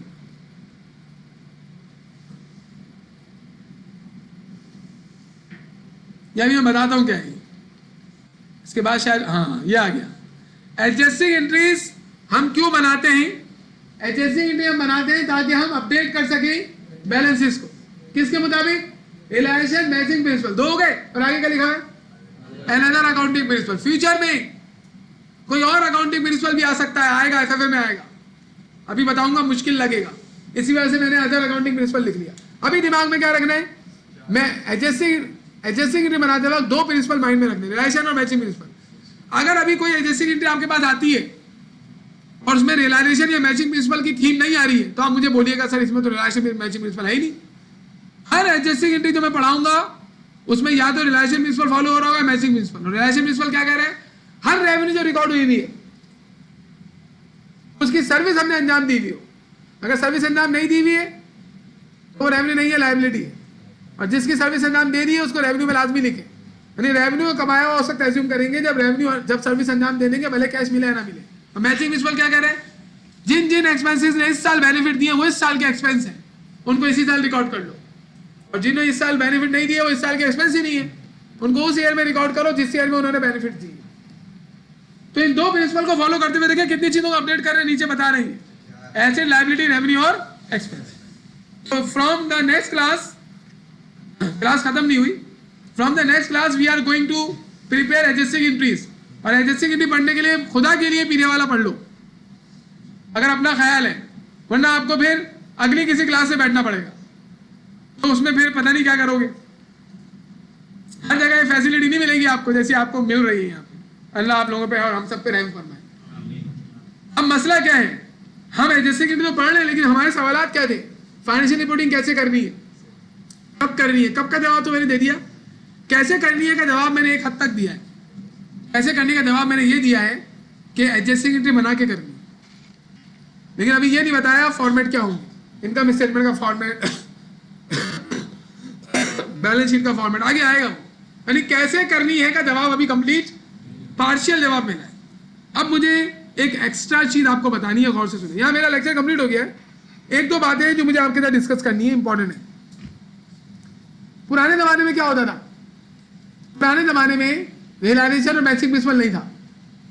उसमें ये होता था जैसे आप लोग पर्सनल लाइफ में करते हो, कैश पे करोगे तो एक्सपेंस बोलोगे, कैश रिसीव करोगे तो इनकम बोलोगे। ये पहले होता था, हम लोग अपनी पर्सनल लाइफ में यही कर रहे होते हैं। जब कैश जेब से जाता बोलते हैं एक्सपेंस हो गया, एक्सपेंस हो गया। हालांकि अगर आप पहले से चीजें खरीद के लाए हो, पेमेंट नहीं की तो वो भी तो एक्सपेंस हो गया, लेकिन आपने पे नहीं किया वो अलग बात है। तो पहले अकाउंटिंग में भी ऐसी होता था, revenue used to be recorded only when the cash was received and expenses were assumed to be incurred when they were paid. तो उस वक्त जो अकाउंटिंग होती थी ना, उसे हम कहते थे कैश बेसिस अकाउंटिंग। क्या कहते थे? Cash basis accounting. लेकिन हम तो देखिए अकाउंटिंग की जो है वो 2 बेसिस है, एक है कैश बेसिस है, एक्रूअल बेसिस। हम लोग कैश बेसिस फॉलो नहीं करते, कैश बेसिस सही नहीं है। अब आप खुद देखें ना, अगर आप 2023 में थे, 2023 में आपने इतना मेहनत की, काम किए, सर्विस अंजाम दिए, 1 रुपया कस्टमर से नहीं मिला, तो आप बोल रहे मेरी कोई रेवेन्यू नहीं हुई। तो पूरा साल क्या किया तुमने? पैसे नहीं मिले लेकिन मिल जाएंगे ना। इस साल आपने इलेक्ट्रिसिटी यूज की और बहुत सारे रेंट वगैरह बिल्डिंग यूज कर रहे हैं, ना रेंट पे किया ना इलेक्ट्रिसिटी के पैसे दिए, और आप क्या बोल रहे हैं मेरा एक्सपेंस नहीं हुआ, गलत बोल रहे हैं ना। तो मैचिंग बेसिस पर पहले कैश बेसिस में यही होता था कि जब तक पैसा नहीं जाएगा ना जेब से एक्सपेंस नहीं बोलते थे, और जब तक पैसा आएगा नहीं रेवेन्यू नहीं बोलते थे। जबकि अभी हम लोग ऐसे नहीं कर रहे, हम क्या कह रहे हैं, रेवेन्यू है या नहीं, हम कैसे फैसला करेंगे, रियलाइजेशन प्रिंसिपल को देख के। एक्सपेंस है या नहीं, हम कैसे फैसला करेंगे, मैचिंग प्रिंसिपल को देख के। Whensoever you are going to record any revenue, आपको देखना है सर्विस अंजाम दे रही है, गुड्स डिलीवर कर दिया या नहीं, कैश मिला हो ना मिला हो। जब भी किसी एक्सपेंस को रिकॉर्ड कर रहे हो आपको देखना है उससे रेलेवेंट बेनिफिट इस साल मिले या नहीं, अगर बेनिफिट मिला है तो एक्सपेंस इस साल का है वरना नहीं। यही बेसिस क्या कहलाती है, accrual basis. Accrual basis means you are recording the revenues and expenses as per realisation and matching principle. और कैश बेसिस मीन्स कैश, देखो इधर आ गया, हम लोग तो कैश बेसिस को फॉलो ही नहीं करेंगे, हम तो फॉलो ही किसको कर रहे हैं, रियलाइजेशन, और शुरू से ही फॉलो करते हुए आ रहे हो तुम लोग एक्रूअल बेसिस। आप लोगों ने जब सर्विस अंजाम दी थी मैंने क्या कहा था, कैश नहीं मिला लेकिन सर्विस अंजाम हो गई है, रिसीवेबल लिखो, इनकम बढ़ा दो, तो उस वक्त भी हमने एक्रूअल बेसिस को फॉलो किया है। उस वक्त भी हम रियलाइजेशन प्रिंसिपल को फॉलो कर रहे थे लेकिन नाम नहीं बताया था हमें। उस वक्त आप बोल सकते थे ना कैश तो मिला नहीं, रेवेन्यू कहां से हो गई, भाई काम तो कर दिया था ना। अब आए cash basis of accounting, paper में आ सकती है क्या, एक्सप्लेन करो कैश बेसिस ऑफ अकाउंटिंग। तो देखिए क्या लिखा हुआ है, cash basis of accounting is the practice of recording revenues when cash has been received, recording expenses when cash has been paid out. ये ऑब्सोलीट हो चुका है, ये छोटी छोटी दुकानों वाले करते हैं, छोटी छोटी दुकानों वाले, अभी भी वो भी, उनको भी अकल आ गई है, वो लोग भी एक्रूअल बेसिस फॉलो करना शुरू कर दिया।